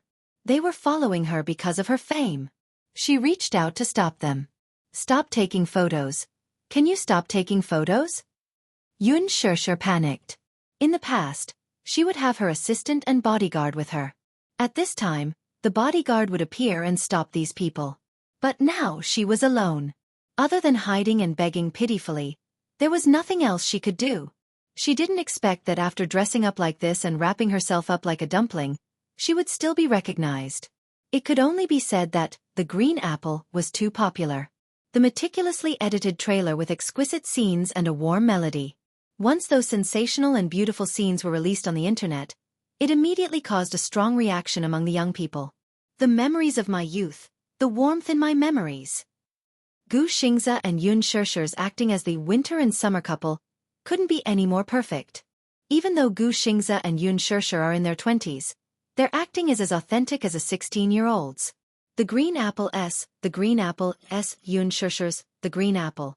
But after seeing the trailer, it's beyond everyone's expectations. It seems to be a good feeling. In addition to the official Weibo's promotion and the hype of various famous marketing accounts, Gu Xingze also revealed the highlights of the filming from time to time. Hence, the topic of The Green Apple was constantly trending on the internet. Hence, almost all the young people who frequently surf the internet knew about Yun Shirshir. Yun Shirshir walked all the way, but the shop assistants were still chasing after her with their cell phones. They madly took photos, recorded videos of her. She was a celebrity. And a big celebrity. Chapter 1327. Actually, given Yun Shirshir's current status, it could only be said that she had just become famous. Other than acting in a movie, shooting a few print advertisements, and taking on a MV for an idol drama's original soundtrack, she was widely known by the public due to her high exposure. However, in terms of status, she could not be compared to Han Yuyan and Yang Mi. The reason why she was considered a big star was because Lin Fengtian's personal charisma was too strong. In addition, he had worked with Gu Xingze before. Moreover, the two of them had been involved in scandals outside of filming. In the eyes of the public, Gu Xingze had always been an excellent idol who was insulated from scandals. He rarely had any scandals with female celebrities. Other than some groundless accusations by the media and the female celebrities who had worked with him deliberately buying marketing accounts to create scandals, Gu Xingze could be said to have no scandals at all. Therefore, when Gu Xingze's team did not particularly resist the scandals between him and Yun Shirshir, in the eyes of the public, Yun Shirshir had almost become the Heavenly King's sister-in-law candidate. A female celebrity who had worked with Gu Xingze before. She had been very popular recently. Moreover, everyone had their vanity. If they could post a photo with a celebrity on their WeChat moments, wouldn't they be in the limelight? Yun Shirshir, can you take a photo with me? Yun Shirshir, are you really together with Gu Xingze? That's impossible, right? They can't be together. I've seen the trailer of The Green Apple. Actually, when the two of them stand together, they look very compatible. If she is together with Gu Xingze, I definitely won't be disgusted. Yun Shirshir, can you take a photo with us? The voices behind her were still chasing her relentlessly. Yun Shirshir turned around and glanced. She did not know when, but the number of employees behind her had increased from 2 to 3. Many of them were passers-by who were shopping in the mall. However, when they heard a loud voice, they knew that a big star had arrived. When they heard that it was Yun Shirshir, who had been involved in a scandal with Gu Xingze not long ago, they all chased after her out of admiration. It was a rare opportunity to be in close contact with idols and celebrities. In addition, many people were curious about the relationship between Yun Shirshir and Gu Xingze. They wanted to find out more about it. Unknowingly, the number of people following her increased. Yun Shirshir was like a headless fly bumping about in the huge shopping mall. She rarely came to shopping malls. After becoming a public figure, she had fewer opportunities to shop and could only shop online. However, when she shopped online, the things she bought were always not to her liking. That was why she had the idea of shopping today. The mall was so big, and there were so many twists and turns. She was not careful and walked into a dead end. Yun Shirshir sucked in a breath of cold air. When she turned around, she found that the road was completely blocked. What should he do? Yun Shirshir stood helplessly on the spot. She was so nervous that she broke out in cold sweat. She didn't know what to do. She immediately called Mu Shi and informed her of her current location in a hushed voice, asking her to hurry over to put out the fire. Mu Shi said that she would be there in 10 minutes. However, distant water could not put out a nearby fire. What should she do now? Yun Shirshir was at a loss for a moment. Yun Shirshir, I'm your little fan. Can I take a photo with you? A passerby asked excitedly. Yun Shirshir licked her dry lips. Inside, she cursed, fan? How can you be a fan? Chapter 1328. Her movie had yet to be released, her print ads had yet to be released on a large scale, and her music video had yet to be released. At most, it would be hyped up on the internet. Where did her fans come from? At most, they were fans of her looks. However, Yun Shirshir was self-aware.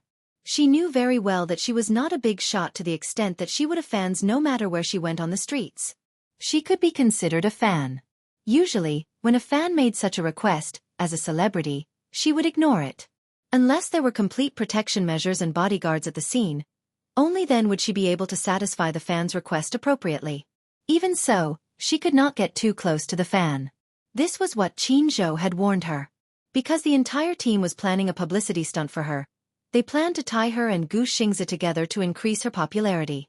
After all, in the entertainment industry, where the new and the old were replaced with each passing day, only the newcomers would be happy, but not the old ones. If there were no topics to talk about, they would be outdated very quickly. Yun Shirshir was currently in a slack period. She was a newcomer who had just debuted and did not have a lot of work yet. Other than some entertainment programs, she had not released any other works yet. Hence, the team hoped that during this period of slack, they could stabilize her popularity. Hence, they tied her and Gu Xingzi together for publicity purposes. With Gu Xingzi's high popularity and Yun Shirshir's natural ability to be on the hot search list, there was naturally no need to worry about the topic when the two of them were tied together.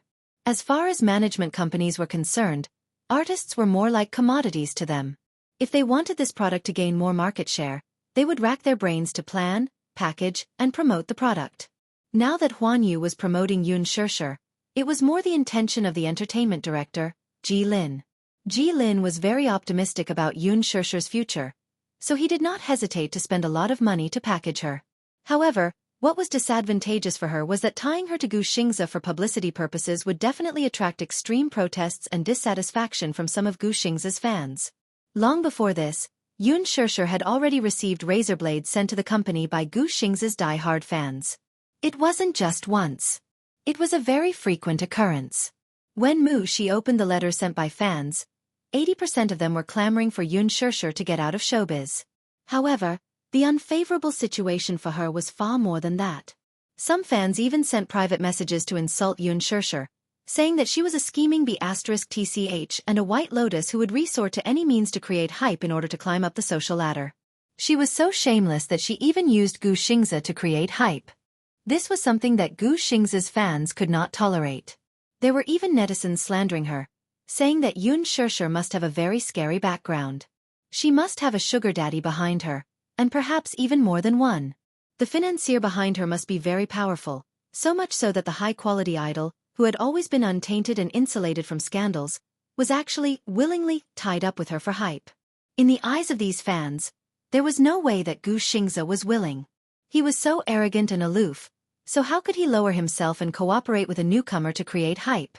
It must be that Yun Shirshir's backer was too powerful, so she maliciously oppressed, exploited, and made use of him. These voices with ulterior motives spread like wildfire online. Hence, Qin Zhou repeatedly warned Yun Shirshir not to go out alone. If she met Gu Xingzi's extreme fans, he was afraid that she would be hurt.